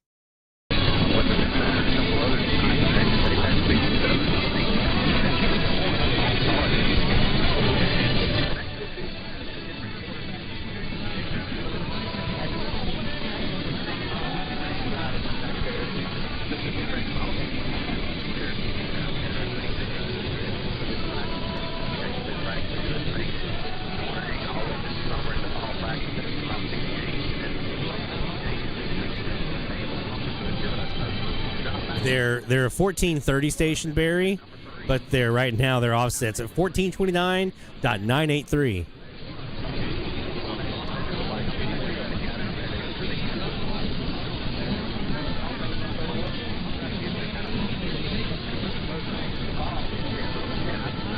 Someone needs to call the CE, the chief engineer, get him out there to do some work.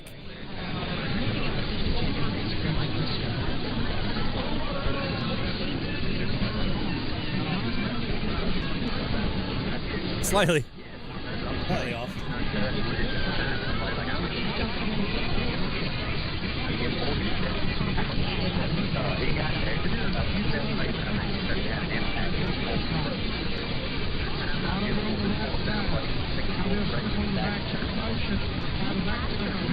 We've got 2 high school football games now.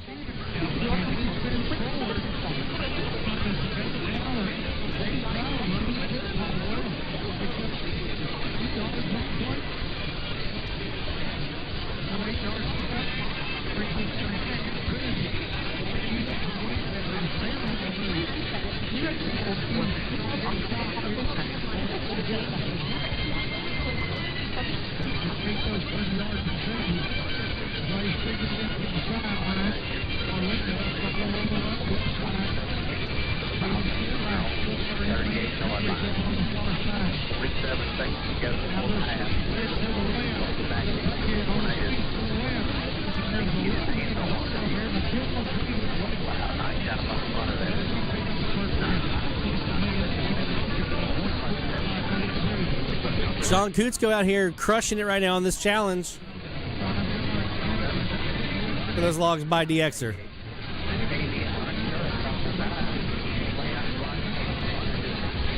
$43 for Sean.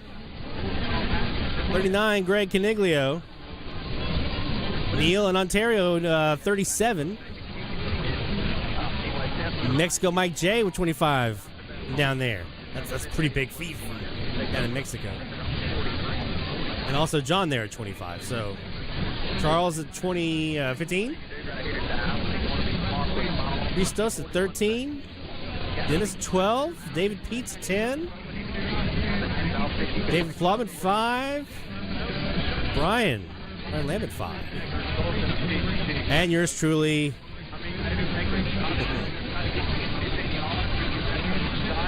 Dos.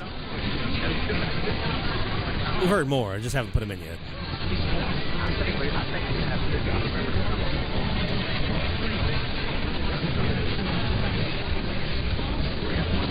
Did anybody get an answer on where Carl's been? Carl DeWitt? Haven't seen him in a while.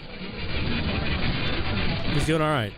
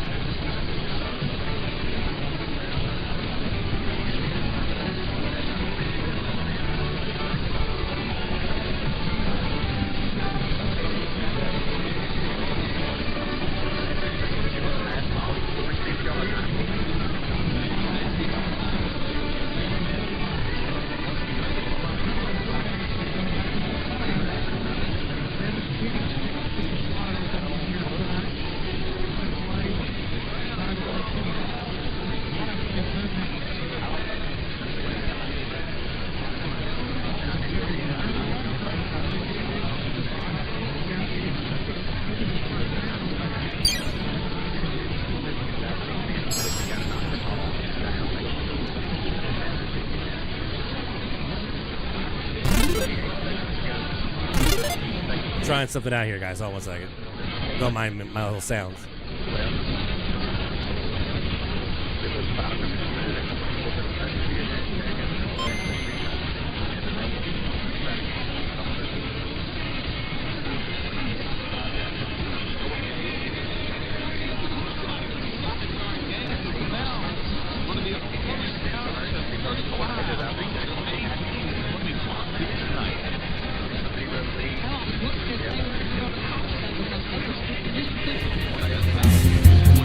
DX Central Live top of the hour alert.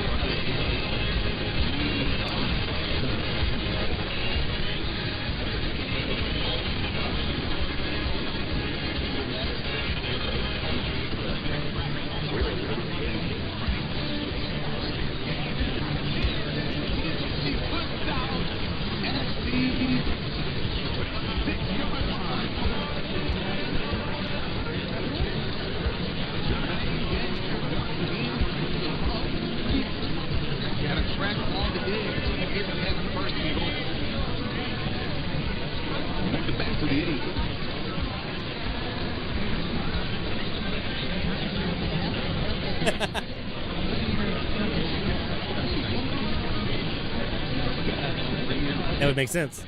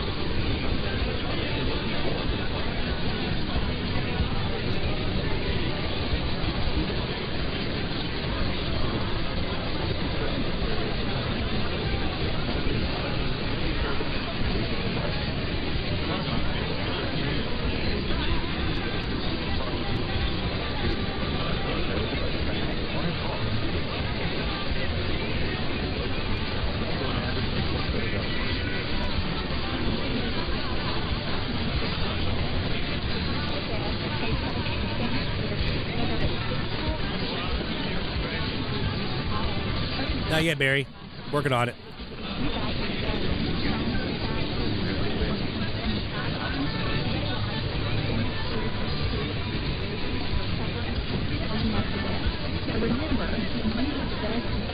I'm working up the packages and the perks and stuff.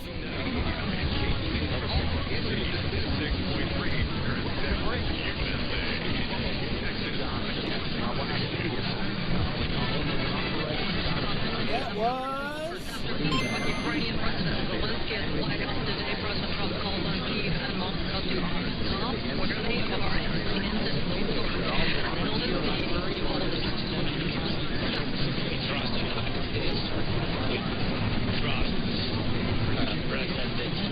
Let's go back and listen to who that was.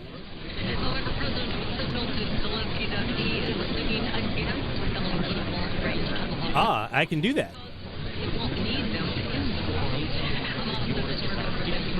All right, that just came through, so let's see.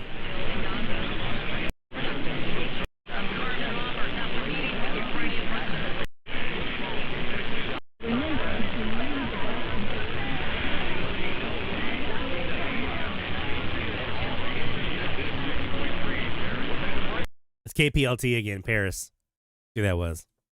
That's who we got. We got them last week. Now they're still here again this week. KPLT, Paris, Texas. That's the station that ID'd there at the top of the hour. Then went to network news. That's them.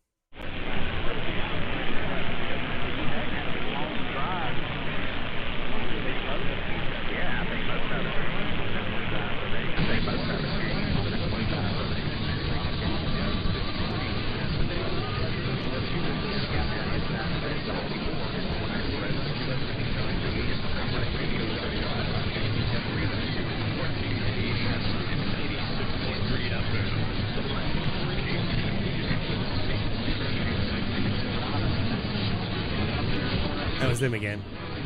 96.3, The Legend, KPLT. That was them again. All right. You're probably wondering what the sounds were about.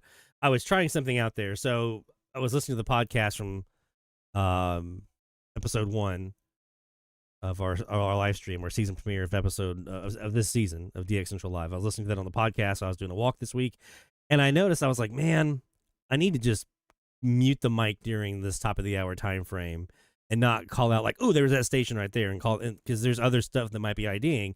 So during the top of the hour time frame, I'm going to be mic muted moving forward, and when a station IDs, you're going to hear that sound, and then we're going to go back in and we're going to figure out after the fact, either figure out who it was or announce who it was. So one more time, the sound is. So when you hear that, that is me letting you know a station just identified during our live DX. One more time. I just like the sound. There you go. All right, Neil. Take care, my friend Kaz. Welcome. Glad to have you here, and get some good rest for that early morning sunrise search. All right. Let's do a quick break, and when we come back, we're going to hit Waveview DX and see what's all the hubbub about.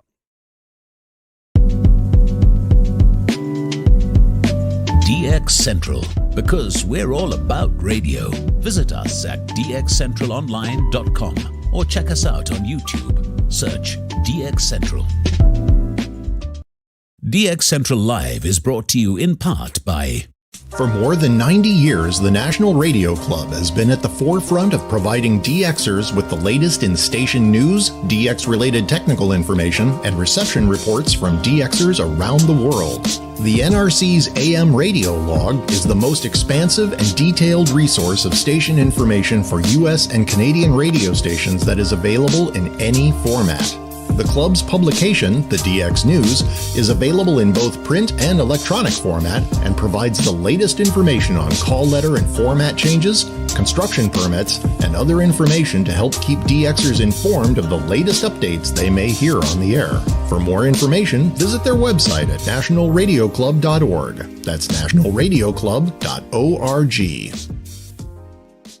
The International Radio Club of America gives DXers incredible value by putting important station information right at your fingertips. The club's e-publication, the DX Monitor, includes DXer loggings, station information updates, international loggings, and more. Other club publications include the IRCA Mexican Log, a must-have resource for any DXer that chases stations from Mexico, the TIS-HAR list, the IRCA slogan list, sunset sunrise maps, and DXer technical guides. The joint IRCA-NRC email reflector and groups.io group is a hub for real-time DX conditions, station news, and DX-related conversation. For more information, visit ircaonline.org.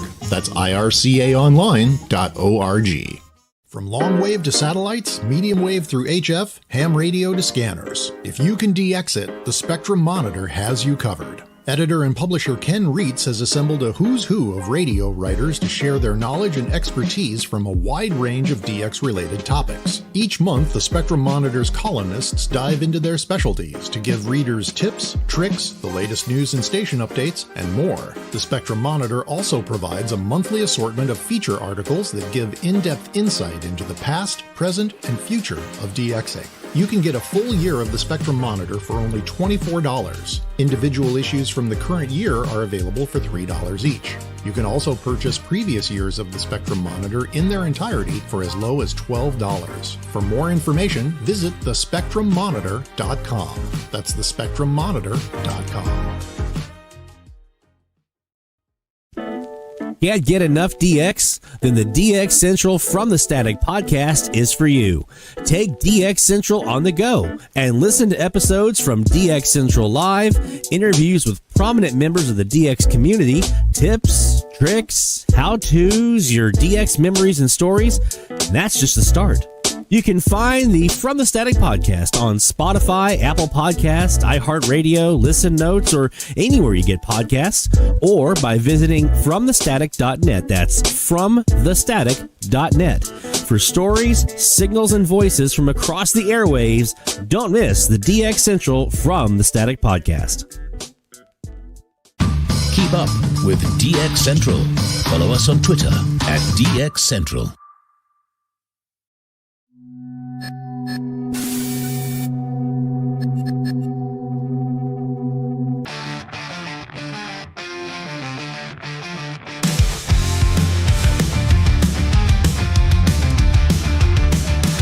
Where is the DX, my friend? Stretch the airwaves till the end. Static fills casting night, no signal in sight. Tuning off, twisting around, hoping for that distant sound. All I get is silence deep. Where's the DX I wanna keep? Where, oh, where has it gone? Been searching all day long. Need the signal showing clear. DX, where are you near? From the DX Central North Shore Studios, this is DXC Live. Now here's your host, Lloyd Van Horn.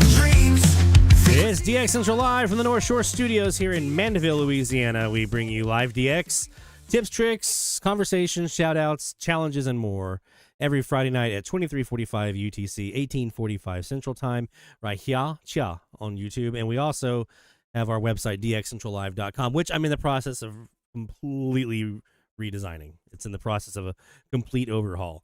It's the current one on the list. The next one on the list for an overhaul is our main website, dxcentralonline.com. That's going to take a while. There's a lot of stuff on that website we need to add to and remove and do some other stuff. So we're going to completely redo that website as well. Probably that'll be the next big project we have to work on. So, all right. So let's talk about WaveView DX. So a little bit of background. So this is a program that first came to my attention last fall. And I saw some folks using it in the Slack channel and various other social media places, and was kind of curious. I didn't know exactly the full feature list, right? I knew that you could play back IQ files. I knew that if you had dual channel recordings, you could do phasing natively in the program. So like if you had two independent channels recorded, like I'm recording the entire band on this input on my SDR, like an RSP Duo, recording this, and I'm recording this, and you have to have those I think you have, in order to do that though, you have to do some kind of like wonky like way to actually record it somewhere first. You can't record it in WaveView DX. You have to record it elsewhere and then pull it in. But there are folks that do that. I am not there, and plus my RSP Duo that I have right now is back to an FM. So it's not here in the shack with me. So this is the website, and I'll pop this website here into the chat for you guys. And for my WaveView DX folks that are much more experienced and knowledgeable than I about this particular program, because again, I'm about 30 minutes into it. If I say anything that's incorrect, please correct me in the chat. You know, I'm liable to. This is the download page for WaveView DX.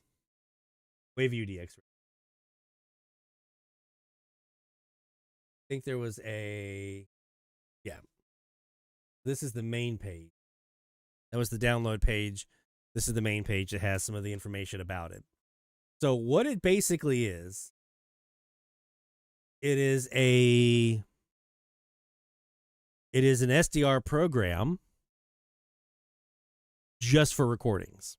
Okay, so it's not something you're going to live DX with. There's not it's not pulling like an XDO in or or API or whatever from your AirSpy, your Perseus or whatever to do live DX. So you're not going to be live DXing in this particular program. Okay, at least as it sits right now. It does allow you to pull in recordings from your various software programs, and it has a list on their website. I think here. Supported file formats. The IQ data recordings of the below SDR softwares are known to work with WaveView DX.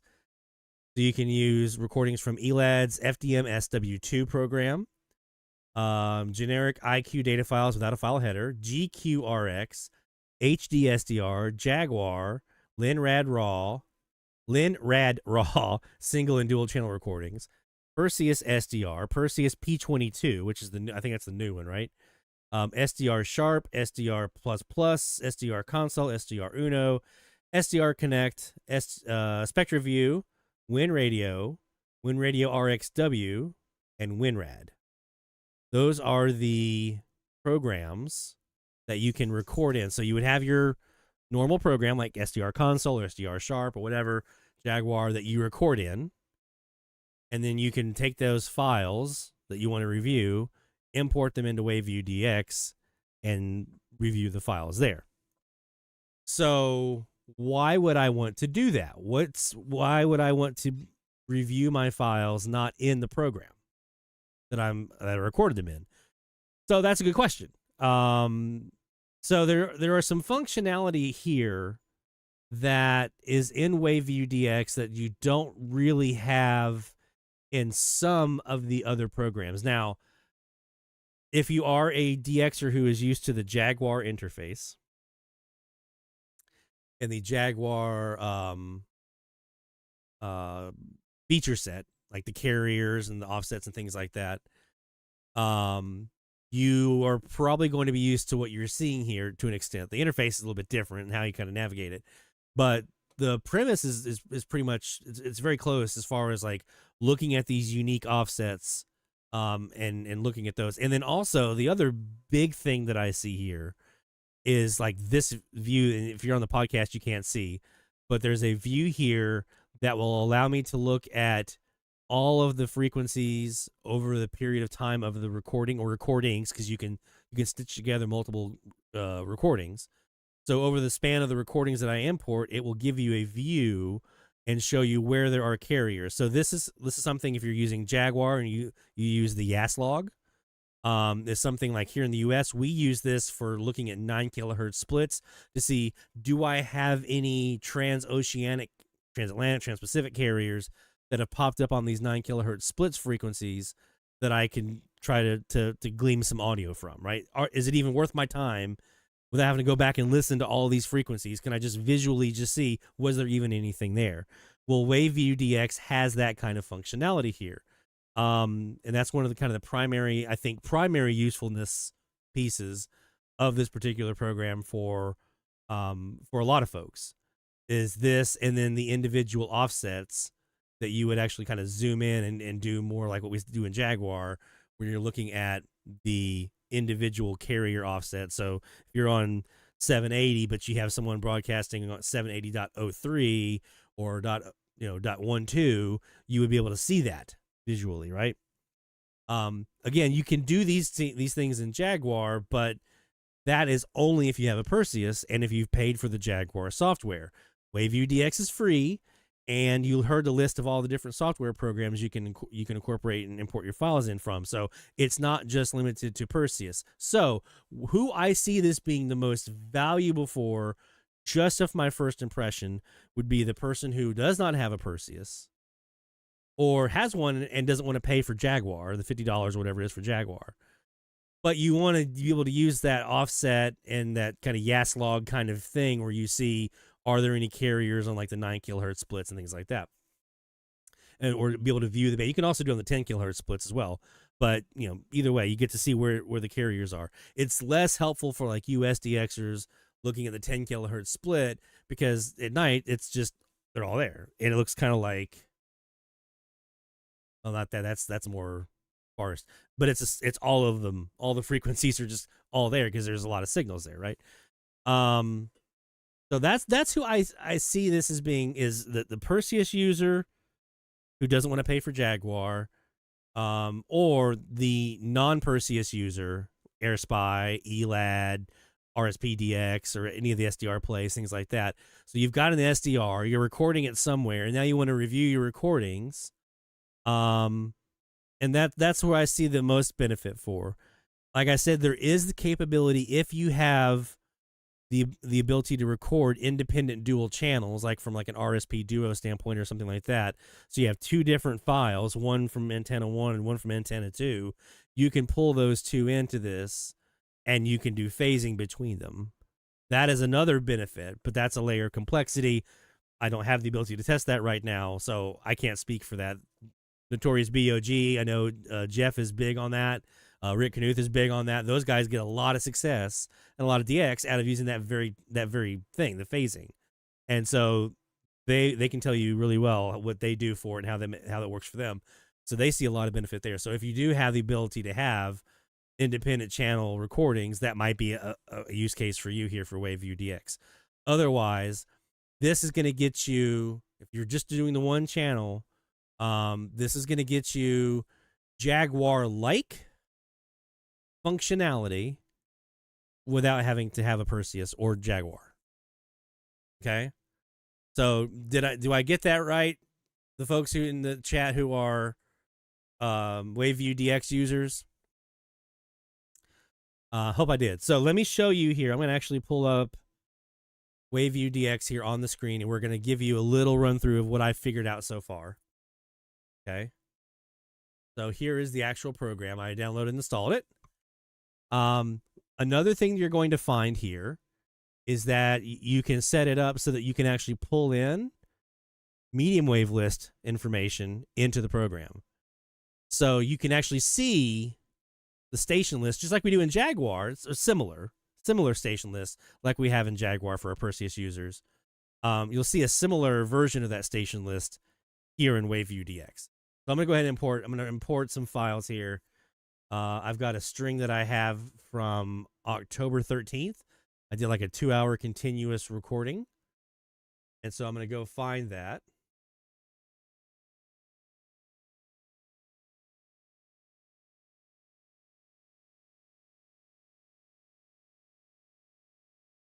I'm just going to select all my files here that I want to import in. And I look on advanced. Yep, low. This actually, the name date here's going to be, this is some Jaguar. Okay, I'm going to import all of my files in. Oh, WaveView crashed. WaveView DX crashed. It didn't do it the other day. It was able to handle this no problem the other day.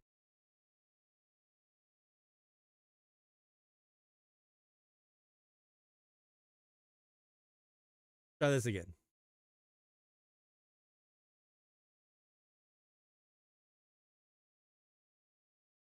This doesn't work. I'll do just a smaller group.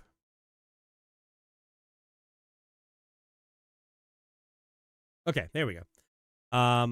I want to see the 9 and 10 kilohertz splits. So this is the analysis row right here. So this is going to take these files that I'm putting in, and it's going to analyze. It's going to be looking for where are their carriers. And you can either choose to do just the 10 or the 9 or the 9 and the 10. I want both because I could be looking for both here. Especially I'm on my western facing super loop, so maybe I might have some Trans-Pacific sitting there. You set your location. You can also import FM into this as well. And I did this last night. I imported an FM file. It was a sporadic e-opening file from August 13th. It was an hour-long file, full band, the entire FM band. And I imported it in. Now it only has a 100 kilohertz step spacing option for FM right now. There's no 200 kilohertz, which is what we use here in the U.S. I'll say this. It was a full band file, so it's pretty packed. But tuning on that was a little bit difficult. There is a manual tuning option you can do, but probably the easiest way to do the tuning on this program is by clicking. And on the FM file, it was, because we're on this 100 kilohertz spacing, it was a little packed in. So I kept, whenever I would click on a trace, I was going to the 100 kilohertz space spot between it. So if I was trying to go to 102.7, I was going to like 102.8 or 102.6 instead. So I had to actually kind of click off of where I thought it would be, and that would get me to usually the frequency I was trying to get to. So that was a little tricky, I'll be honest, from an FM standpoint, but AM it's a little easier because there's not as much packed in. But again, I was using a full band recording, so that's why I think that was happening. So you're going to probably have a different experience if you have a smaller file. But I could see where this would be super beneficial for like a file where you have kind of E-skip kind of in and out a little bit. So you would actually be able to see where did the fade ups happen. Kind of like the data file analyzer or the waterfall view that you have in SDR console. Same kind of premise. You can actually visually see. I don't have to sit here and go through that frequency the entire hour of the recording. I can just go right to where the fade ups were, right? That's kind of the benefit of what you'd be doing from an FM standpoint. For AM though, we're going to go ahead and import this in. I haven't done a lot of reading yet on the settings. I'm choosing some pretty high resolution stuff here. I have a CPU that, this is a custom built PC that I did, that I kind of overdid the build on it on purpose. So it actually has handled this pretty well. So I'm doing an import here. This is multiple, like 2 hours, I think, on the morning of the 13th. Okay, this is sunrise recording. So we're going to import this in, and you'll see how it looks here.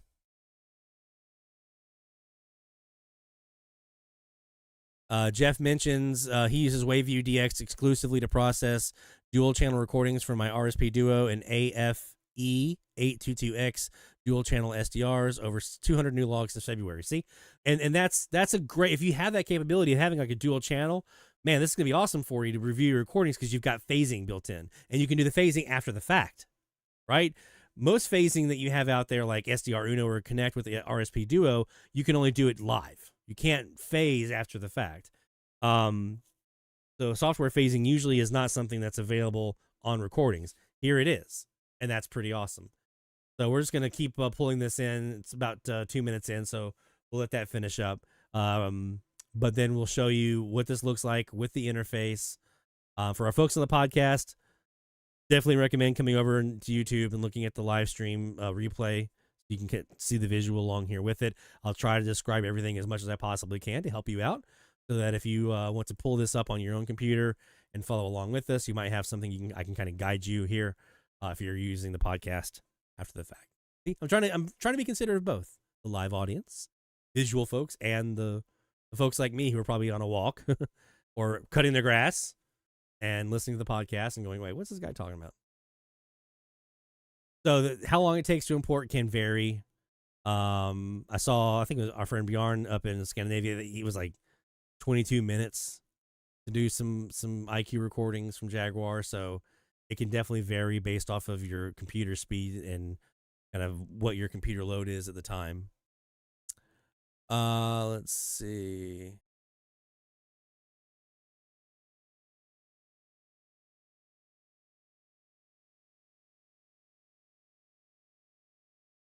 All right, we're about 4 or 5 seconds here from this import being done. All right. I'm going to maximize my view here so you guys can see.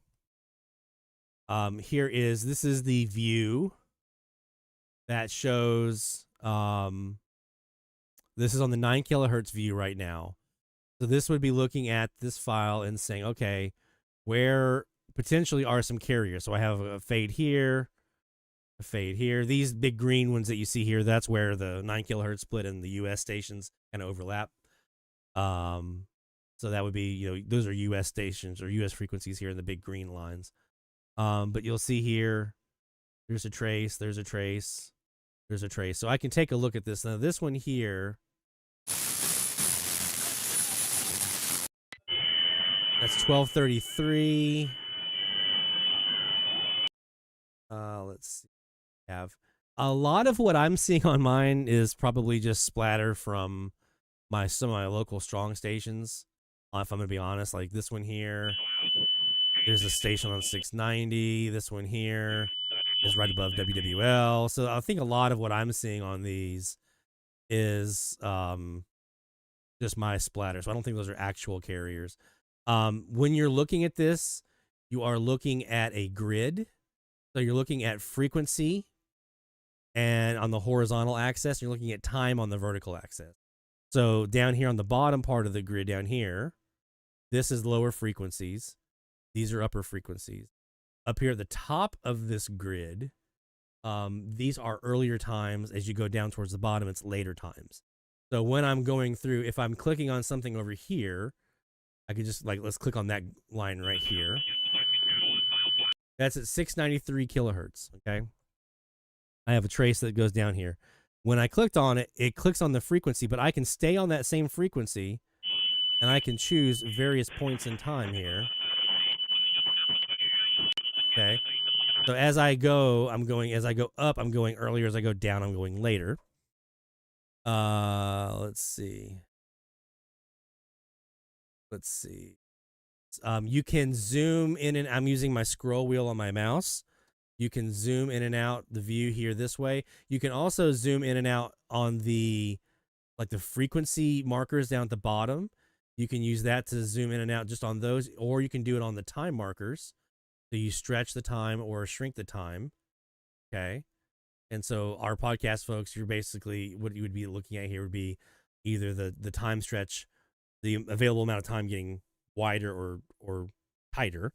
If it's tighter, it's more kind of shrunk in, and it's not as easy to kind of pinpoint the time. If you kind of zoom out a bit, you have more room to work with. Our frequency is up here in the far right-hand corner. That's our currently tuned frequency.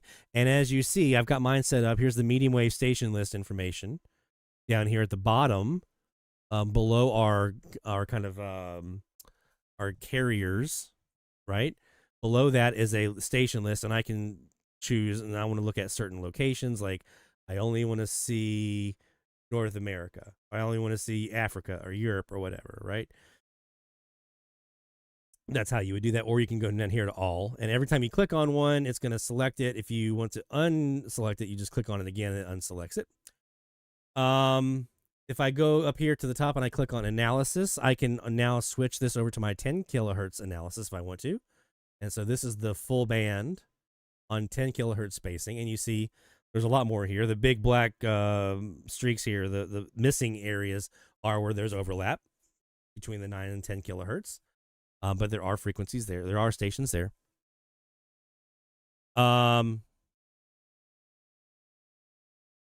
There is, let's see, what else do I want to look at here? You have your modes over here. So you have AM, you have your synchronous AM. You have another version of synchronous AM, and I haven't played with this yet, but from what I understand, so let's say I'm on 890, and I've got a head on 891. And so I want to go to 891, and I want to use synchronous AM, but it keeps trying to sync up with 890 because that's where the strong is. This FSAM, as I understand it, allows me to choose which frequency the sync occurs on. So in that case, I could sit on 890 and then go to 891 and then say, I want you to sync to 891. And instead of it trying to pull back down to 890, it's going to stay on that 891 and sync up. So that's my understanding of what this FSAM is supposed to be. Jerry says you can change the parameters for contrast to make weak stations here more visible. And I read Rick Knuth had a big post about that in Slack today. I haven't read the full thing, but I know he was talking about that. So that is something that I do want to kind of play with a bit, is the contrast and stuff like that, and try to make these kind of more visible. Let's see. You have timing controls here. So I can go back. So if you're used to SDR console, where you have you can go back 5 or up 5 or back 10, up 10. You can do that here as well. You have presets of 30, 10, and 5 seconds. Let's see what else. There is a binaural mode. So I'm going to go over here. I'm just going to go to 1330. And I go to binaural mode, and now I have it in both of my ears. Lower sideband left ear, upper sideband right. Right, and there are different versions of it, which I haven't played with yet. Different versions of binaural mode, so that's interesting. You have a volume slider here. Okay. I haven't played with the high pass. Well, I did. I'm sorry. I lie. I have played with it a little bit. Basically, it's an equalizer you can use to get rid of the rumble a little bit and kind of change your EQ. I think it's right there. 83 is where it defaults to. I haven't played with the spike filter yet, so if any of you guys that are Waveview DX folks can talk about this spike filter. I tried adjusting it, but I didn't really understand what it was doing. Let's see. Here's the phasing controls, which are not going to be in because I'm not doing a dual channel recording here. Let's see some other thing. I'm gonna hit. You have a play pause button right here that I'm going to use to kind of basically act like a mute in this case. You have the ability, you can put a logbook in, so you can actually, as you hear these stations, you can come down here and log them. So like let's say I was hearing this La Jefa Colombian station. There's a button down here that says add log for station. I could click on that and it would create a log entry for me to create a logbook within Waveview DX so that I have a log there of all the stuff that I've heard. I haven't seen a way to import anything like an existing logbook. I was looking for that because I wanted to see if either my own personal logbook, my Excel version, or if I could download like a medium wave list, a CSV, and try to import it in that way. I haven't found a way to do that yet. So I'm not sure if that's a functionality that they offer or not. You can import, like let's say you had more than one machine. You do have the ability to, more than one computer that you were doing this on. You do have the ability, let me go over here, import a logbook here, but it's for, like, let's say I'm on this computer and I have my Waveview DX logbook and I want to go back to Studio B back there and put it on my Mac. I could do that. I could export this out and then import that logbook into my other one, so I have all the stuff that I've heard on that machine as well. So that one you can do. And yes, this will work on Macs, at least it says it will. I've heard some folks have some difficulty with that, but I've heard others that say maybe not as much. Here's your analysis piece where you can show color and contrast. You have a noise map, which is interesting. I haven't played with this yet, but it gives you, I'm assuming this is like a representation of the noise on the frequency. I assume. I haven't read up on that just yet. Show IQ files. So this is the list of, I guess, the IQ files we're using here, or that we're loading from. We import it in. You can do an image of your band here. The analysis of your band. Here's the carrier views. Actually, you're right. If I right click and then I say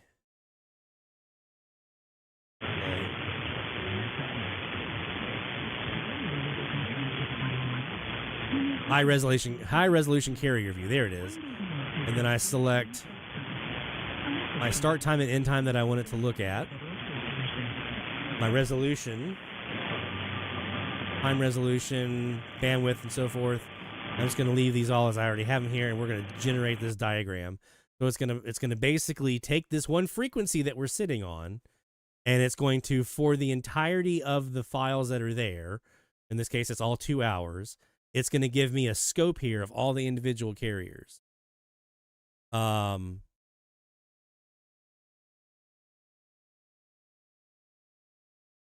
going to be able to see where all those individual carrier offsets are for the entirety of the file, or the files in this case that I uploaded, for this one frequency. So you would have to do it on each individual frequency. So this is going to look a lot like the individual carrier view that a lot of us are used to in Jaguar. Okay, so if you're used to Jaguar in that kind of carrier scope view, that's what this is pretty close to here. And you'll see here, and then I can just zoom in.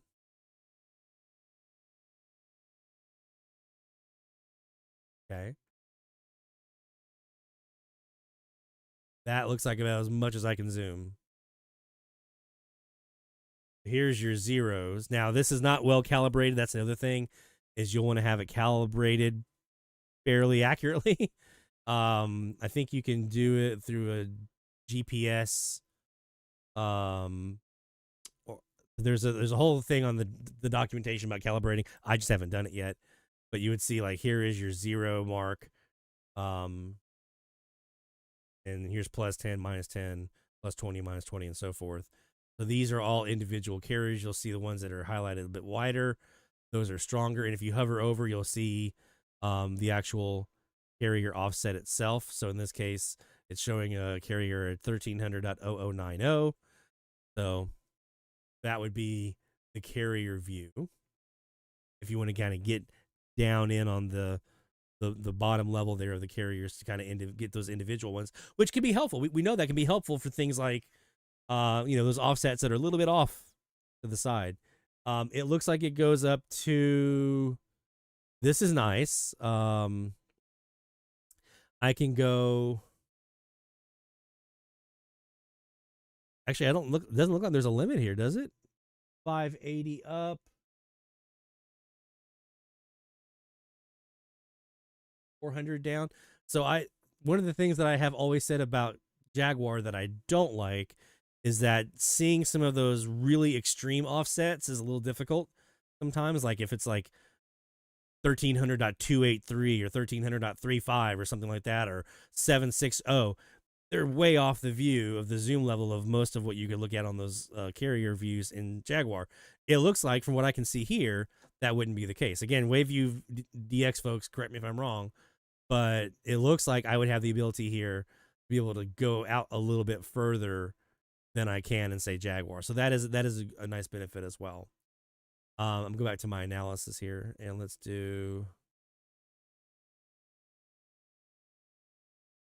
Go back to my... So I click on carrier views, and then my option here is to close carrier view and go back to analysis. So there we go. Now I'm back at the big screen here, so I can go back and find another frequency to analyze and so forth. So again, I think, this is the basic stuff that I've seen so far. Again, I haven't played with it a ton to know what all the bells and whistles are in all the different areas. So is WaveView DX something you should look into? If you are an AirSpy user and you're wanting to get this view that you see here, where you can look at the whole band or the whole recorded band on these 9 and 10 kilohertz splits to see where are the signals at over the period of time of that file, because you can't do that right now with the AirSpy, not on an individual frequency level like you can in like Jaguar with like the YAS log. You can kind of do it with the broadband file viewer, but it's not super accurate when you have just a bunch of signals on there. So this gets you more granular on each individual frequency, and as you can see, it tells me, okay, where does that signal start to fade out and so forth. And if I go switch to the 9 kilohertz, again, I can see it very, very clearly where those carriers would be. So if you're using an RSPDX or an RSP Duo or RSP1A, 1B, something like that, an RTL SDR, if you're using any SDR that you don't have access right now to Jaguar, there's a benefit here. I do see a good benefit because you can see that whole view. You can identify very quickly, okay, do I have any possible 9 kilohertz split stuff on my file? And then even if you're doing the 10 kilohertz, you'll know where the signals were on that file. And then you can pick a frequency, zoom in on that carrier view, and get those individual little offsets. So from there, I say absolutely, if you're using one of those single channel recordings on any of those SDRs and you're not using Jaguar, yeah, I think you've got a good benefit here. If you're a Perseus user who is using Jaguar, I don't see as much of a benefit. You actually lose some functionality if you're doing just a single channel Perseus recording. You actually lose some functionality, I feel like, moving from Jaguar to WaveView DX. Potentially. Now, I haven't dove into this all the way, so I may be missing something that I don't know about. But from what I've seen so far, everything that I see that's available to me, I can get in Jaguar, and I get more in Jaguar. And so I don't, if you're already using Jaguar, I don't see where the benefit is of using a WaveView DX program just for those. And plus with Jaguar, you can live DX, which you cannot do here, right? So there's that. But if you are using a non-Perseus, non-Jaguar, if you're a non-Jaguar user and you're using either a Perseus or some other SDR currently, and you want to have this ability to kind of go through your recordings, I think there's some really strong benefit here. To be able to see those visuals, to be able to see those zoomed in individual carrier offsets, I think that would be quite nice. Obviously, the folks who are going to get the biggest benefit here are the folks who have dual channel recording capabilities with something like an RSP Duo or some of those that Jeff mentioned earlier. If you have an SDR unit that is capable, that has individual, unique, independent, separate channels like that, like antenna 1, antenna 2, and then you have the ability to use something like LinRad or one of those to record those individual recordings on each of those separately, right? Then being able to import those into Waveview DX and do the phasing after the fact, that's a huge benefit. That's huge. And for that reason, I want to take a longer look at that process and what that would look like for me as far as using my RSP Duo to record in LinRad, get those individual recordings, and then pull that over here into Waveview DX and do the phasing and everything else that I need to do to be able to sort through. That would be a huge benefit. So that is a use case that I'm very, very interested in. And so for the rest of everyone else who's not in that situation where you're doing just single channel recordings, there is still a benefit here, especially if you're looking for transoceanic stuff. Jaguar users probably a little bit less than. So there you go. That's my views on Waveview DX. I think it's a very nice program. I think it's a very, very nice program for for recording review. And I see a lot of potential here. And I'm looking forward to seeing what more features come along over time.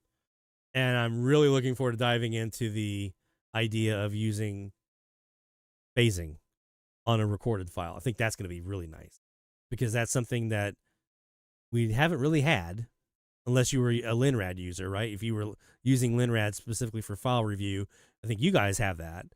And it's pretty killer, but it's super complicated. This would simplify that part. If you can figure out how to get the recording done, the Waveview DX could simplify the review process, make it a little easier to do the phasing after the fact on those recorded files. So that's my thought so far. That may change over time as I use the program more. I will continue to get in there and dive into it, but that's what I see so far from it. So, and it does do AM and FM, right? So if you are an FM DXer, and you have let's say a sporadic e-recording from the summer, and especially if it's one of those where it was kind of in and out and you want to see, it got at the top band that kind of fell back down a little bit, that will show you very clearly where the signals are. So you can very clearly identify, without having to go listen through the entire file and every single frequency, where are the signals at. Now, if you have one where it's just constant, it's not as helpful. But if you have those where it was kind of fading in and out, you're getting some porpoising, and like it was really strong earlier and then it kind of faded and came back or whatever, having that visual will be nice. Just keep in mind the tuning can be a little wonky. And I know there's a manual tune option in there. I haven't played with it yet, but the clicking on the chart, the carrier view chart that we saw, clicking on that and tuning on FM, it can be a little wonky. You just have to kind of get used to it. You'll see what I mean when you get in there. All right, let's take a quick look at Tropo before we get to our next DX session. And we're going to we need to do some shout outs first, don't we? Yeah, let's take ourselves up to DX time with some more shout outs. Shout out loud, hear the call for every single big or small, from AM to FM, from C to C. We celebrate the ones who slag the IP. Shout out loud, let it be known, you're never DXing all alone. Through the static we found our way. Shout outs making waves today.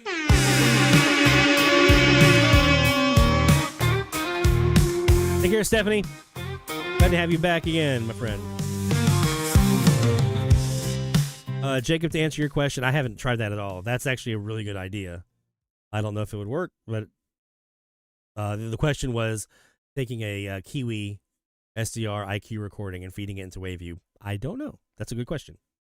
We'll have to see if I can figure that out. All right, let's take a look here at our shout-outs. Where's my sheet go? Let's go to our friend Stuart, W8SRC in Michigan. And Stuart's caught the DX bug in that way where he's like DXing all of it now. Like AM, FM, weather DX, ham radio, all of it. So he's got the full DX bug. He's fully in. So he's got some good stuff here. What an amazing wrap to the FM Tropo season. New FM stations this week: Florida Man Radio, 104.9 WYGC in High Springs, Florida. 862-mile meteor scatter hit on my autologger. 93.7 The Light, WFCJ in Miamisburg, Ohio. 183 miles with weak RDS. Rarely Heard FM Relogs, WVXG. I'll get that in a second. WVXG in Ohio, 127 miles and 95.1. 99.7 The Blitz in Columbus, Ohio. 164 miles. Star 104 in Erie, Pennsylvania. Common E-skip one here. 195 miles. 90.1 WMBI in Chicago. 213 miles. NOAA weather radio stations this week. WNG 735 on the .425 in New Philadelphia, Ohio. 172 miles. 180 miles for WWG 56 on the .5, Youngstown, Ohio. WWG 35.525 in Bridgeport, Ohio. 218 miles. 301 miles to Bloomington, Illinois for the KZZ 65 on the .525. And on the .5, XLT 938 in Goderich, Ontario. 148 miles. International. Nice. A couple of relogs here as well for some NOAA weather radio. Let's see. I'm normally not one to add up my total logs. I have way too many FM and ham radio repeater catches to count, but this past Tuesday's Tropo opening has brought me up to 41 NOAA weather radio stations heard from Ann Arbor. Nothing new of significance on the AM side this week, which I think will remain a casual pursuit for me as I'm not quite sustaining as much interest on that band. It can be tough. It can be tough. Perhaps if there was a huge opening this winter or during more beginner-friendly medium wave frequency challenges, I'll see what I can get on my CC Radio 2E. We might have something coming up here for you that might help with that. I've also been catching up on past episodes of the VHF DX podcast with Nick and Bryce. I didn't realize how valuable short skip can be during e-skip openings. Yes, sir. I thought I might mention here that the very first e-skip station heard from inside my RF-hungry apartment also happens to be my shortest skip so far, 89.3 WALN in Carrollton, Alabama, 669 miles during the same May 24th open that it brought me my longest skip so far to Reynosa, Mexico. Awesome, my friends. We got you all kinds of new logs in here, man. Hey, there's Carl. All right, man.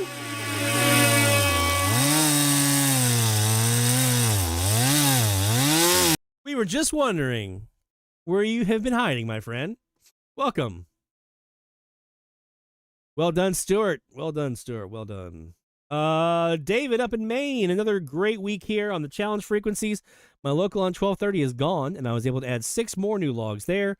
I was also able to check 2 new countries off the list that I've been chasing for a while. The first is 910 La FAMA, or maybe still RCN, in San Andres y Providencia. All right. Yeah. That's a new country, my friend. Going through several top-of-the-hour recordings until I finally heard the RCN sounder on the 12th at 0200 on my Southwest Bog with a local. We're going to do an extra little. With a local canceled. The second one has been my top target for a while. On the 14th, around 0237, 940 kilohertz, I canceled the Montreal station and instantly heard the deep voice preacher with the background singing. I checked the station stream and a local Kiwi, and at one point I had the Kiwi echo that Lloyd's talked about before. You're making me happy here, man. It was 940 Super Radio Brazil, Rio de Janeiro, Brazil on the South Bog. That's country number 30 for our friend David Pete up in Maine. And man, let me tell you, this is going to be something that gets a little bit more than just the passport stamp, because you're one of the first folks I've seen log Brazil in quite some time. There was a station that we used to get, I think it was on 1290, down in Brazil that was kind of offset a bit. You could get them kind of easy. But my dude, you just climbed the mountain. You got the one that all of us in the Slack channel are chasing right now. You got Brazil. And man,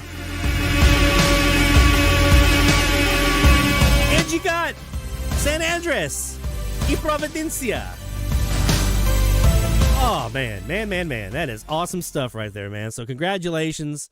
Super happy for you. He's got a couple clips here. If we have some time here after the top of the hour, we'll come back and we'll play those for you. If not, we'll try to get them the next week because that is just super, super cool.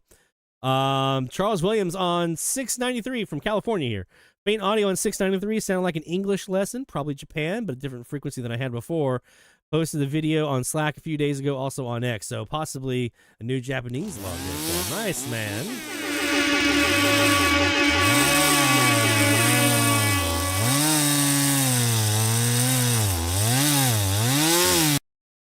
And our last shout out here for this hour, Mexico Mike J, I should say. 6 new loggings for the Graveyard Challenge, 1400 KTUC, 1450 KTZR, and 1490 KFFN, all from Tucson, Arizona, all heard at the sunrise moment in the recording. And he mentioned in the Slack earlier this week that he's had some local stations go off the air on the graveyard down there in Mexico, so it's opened up the band a bit, which it's working.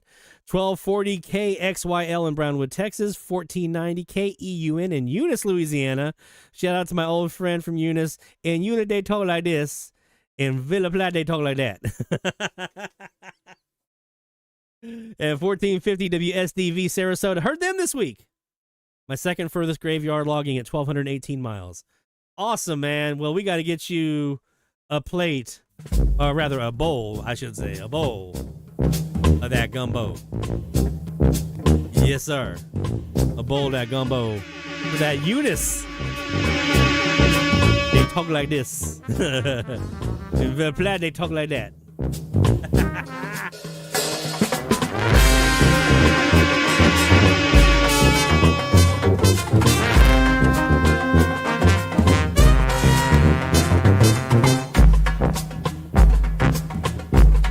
And some log saws for your new logs as well, my friend.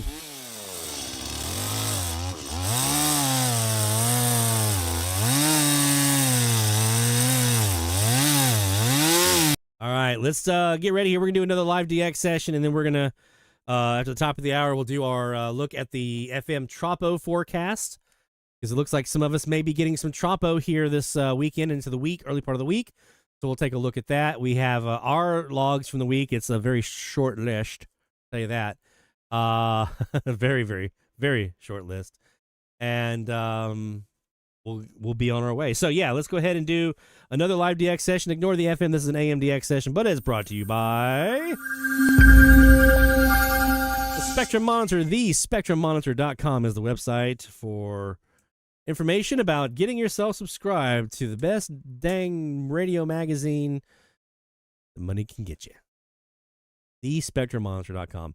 And I may be biased, but are there really that many more out there? Right? I think what we do in the Spectrum Monitor is pretty awesome.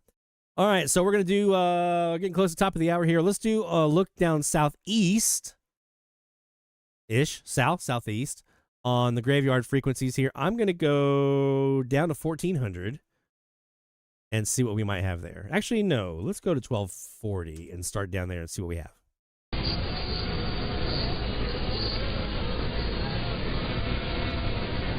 And remember, once we go to the top of the hour, I'll be muting the mic, and any new stations that we note in there, we'll hit with that sounder, and then we'll come back and circle back around and tell you what we heard.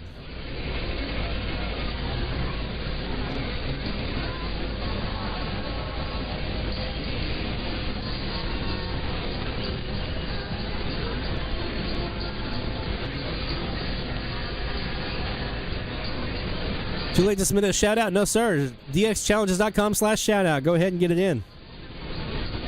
We'll read yours after the top of the hour when we do mine.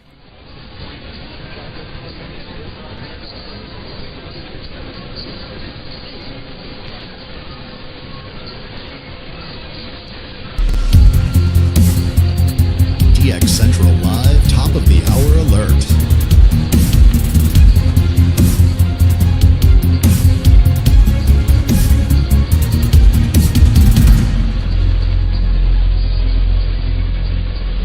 All right, right, here we go. Top of the hour time frame. Mike is muted. Let's listen for some IDs.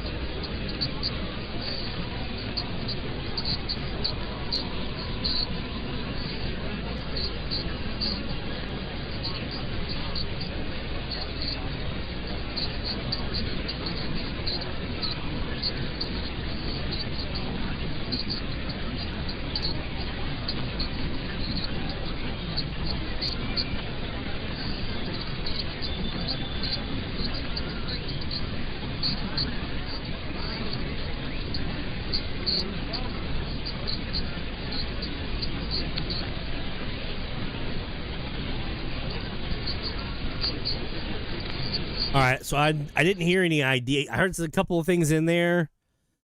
Nothing definitive, so we'll have to spend some more time on. I'm trying to do the big Kiwi, because I hadn't really done that before on the graveyards. So I want to spend some time on the big Kiwi, looking on the graveyards, see if I hear anything down in Latin America. I have heard Radio by Maya Bakay in Cuba on 1450 here once, and there was I think it was that one on this frequency in Mexico, but that's I want to get more. I want to try to really push it to get down there a bit. All right, let's go ahead. We got another shout out we got to get in here for you guys, for our friend Nathan in the chat. Faraday, first submission here. Every No Weather Radio. Let me scroll over just a bit, get this in frame so I can see it. Every NOAA Weather Radio station I logged on the way to New York. Stations heard in Whiteville, NC, to Winchester, VA. KHB 31 in that's local for him in Whiteville. That's by Wilmington, right? I think so. KX 195 Warsaw, NC. WNG 706 Garner, NC. WXL 58 Raleigh, NC. WWH 36 Mimi, NC. WNG 531 Windsor, NC. WXK 65 Richmond, Virginia. WNG 736, that's DC, LWX Baltimore. WZ 2527 Fredericksburg, Virginia. WXM 42 Hagerstown, Maryland, and Winchester, Virginia. WWG 52 in Huntington, Pennsylvania. WXL 40 Harrisburg, Pennsylvania. WXL 43 Wilkes-Barre, Pennsylvania. WXL 55 Williamsport, Pennsylvania. WXL 38 Binghamton, New York. Norwich, New York, KHXC 49. And WWH 35 in Cooperstown. So quite a few new logs for our friend Nathan on the... Oops, I need to switch my input, don't I? Go over here and do this, and then I can do that.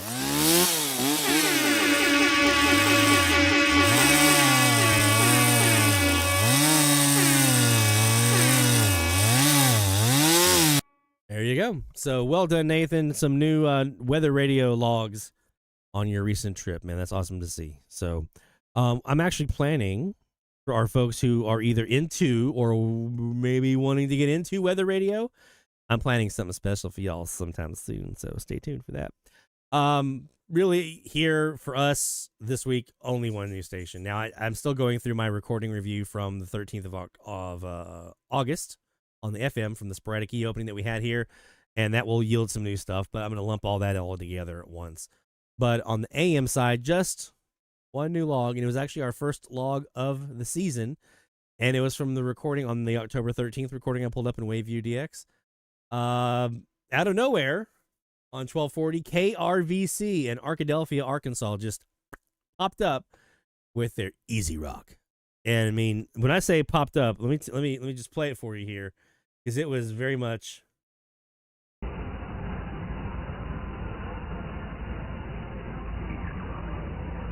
Did you hear that? We'll play it again here. Ready?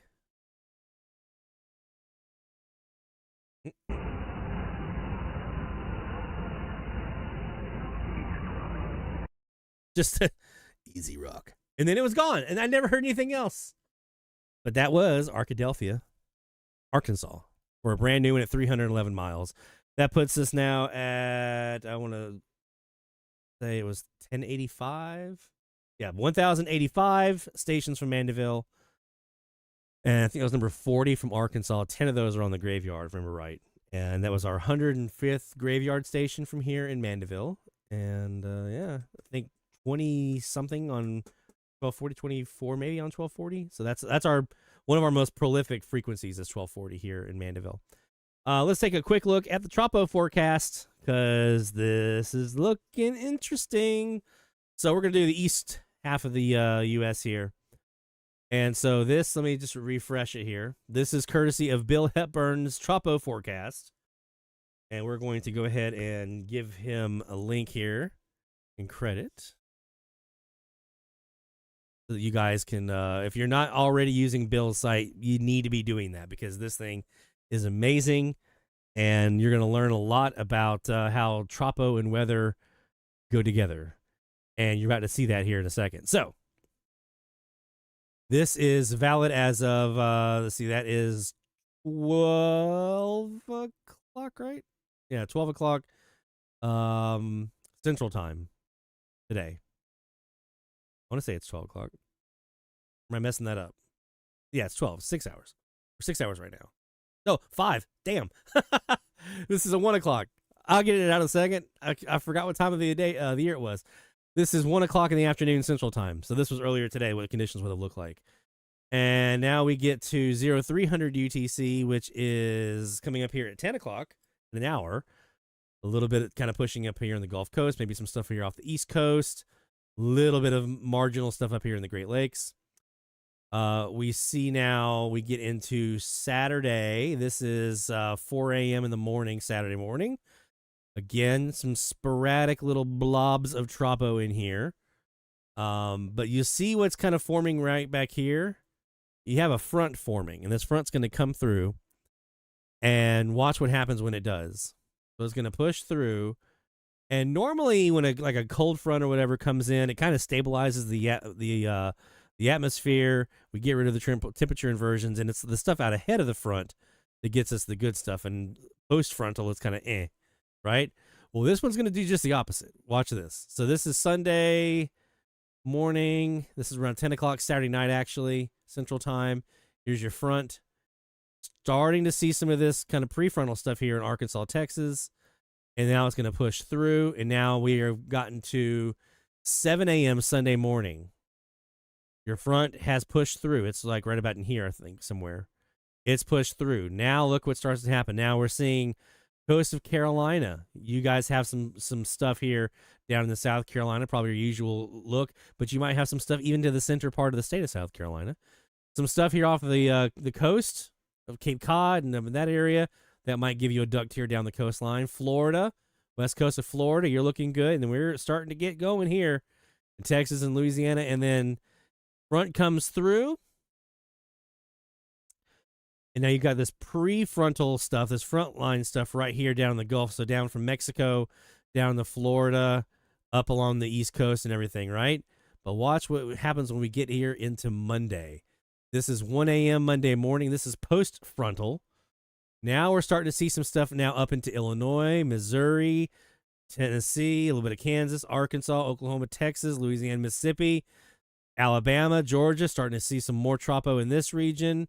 Up here off the coast of Maine, maybe a little bit, gets you down into a little bit to your south a bit. Looky, looky, looky. Now we're really starting to get the Tropo engine cooking. I'm talking from North Carolina down South Carolina, down Georgia, down all the way along the Gulf Coast. All along in here, you could see some Tropo anywhere along this line on the backside of this front.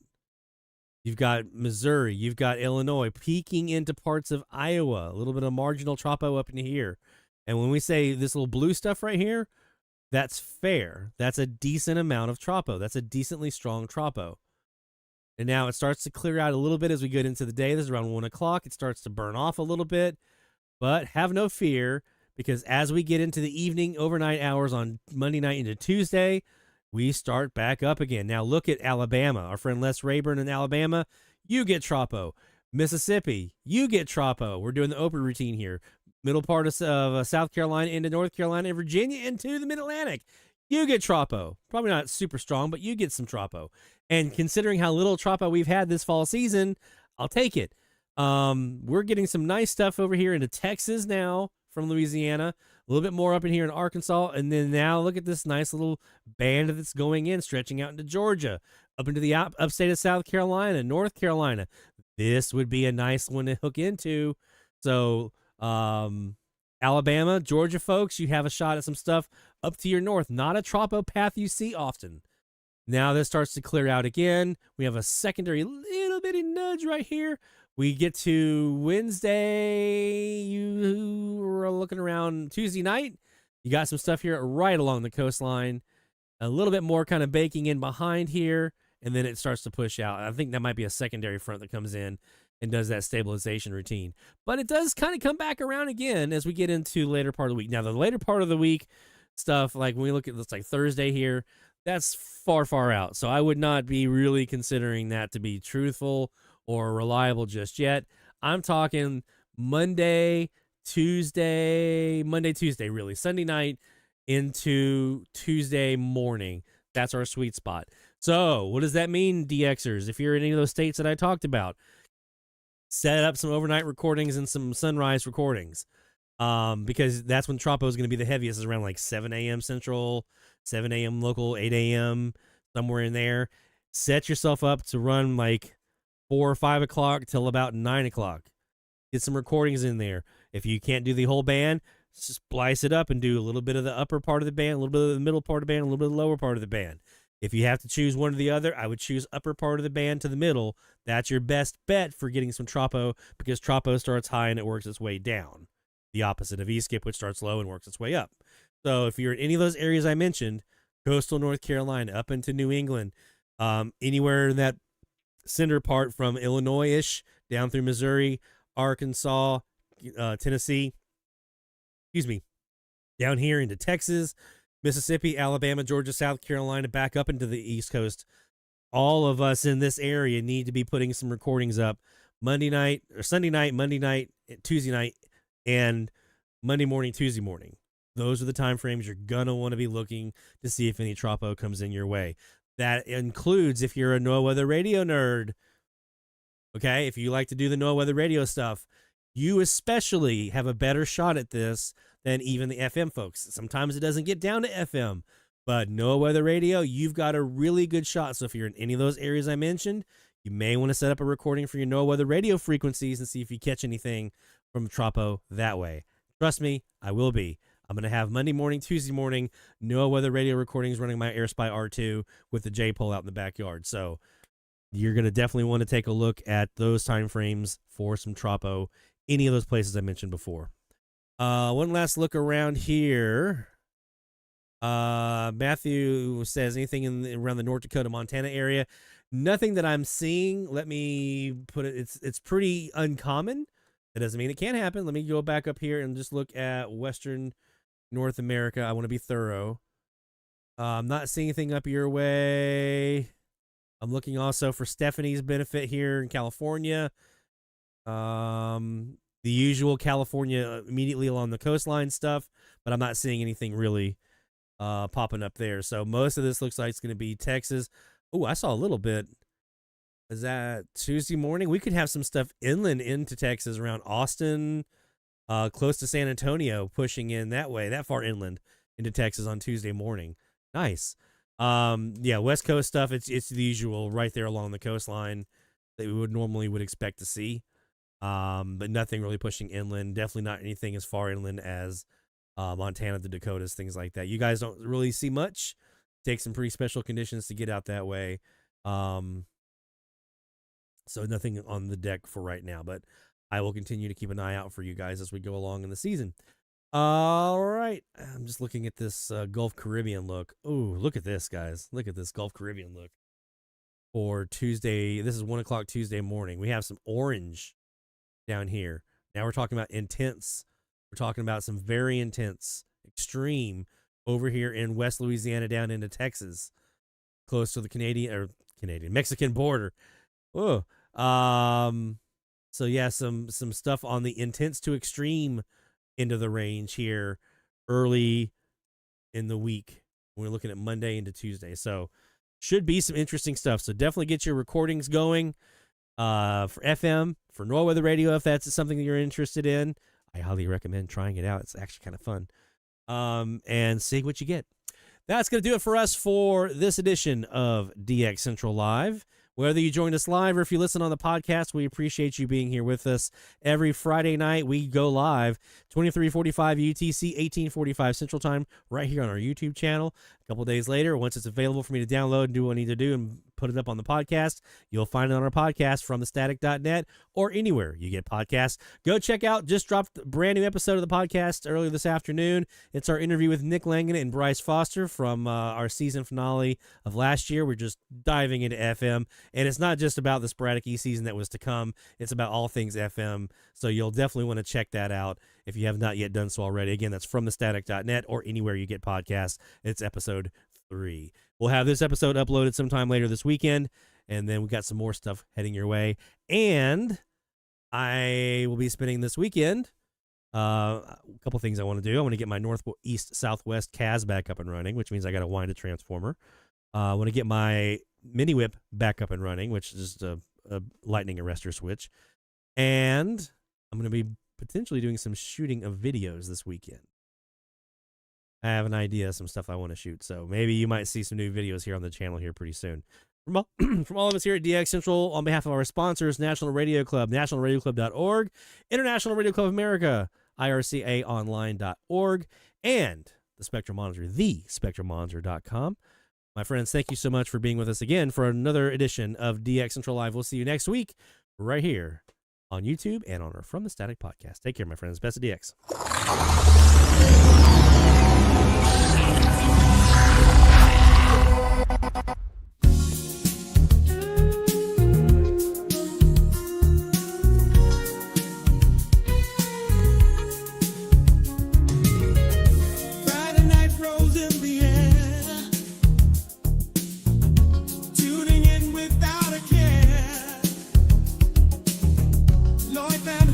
Takes the stage.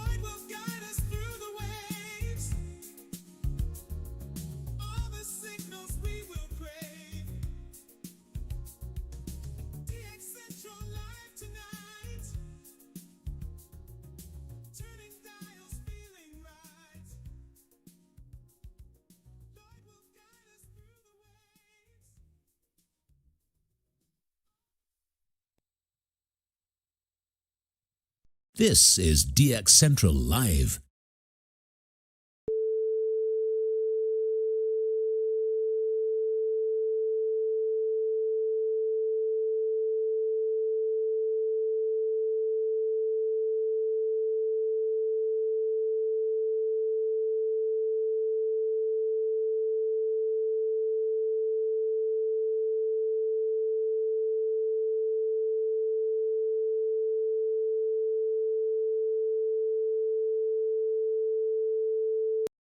This is DX Central Live.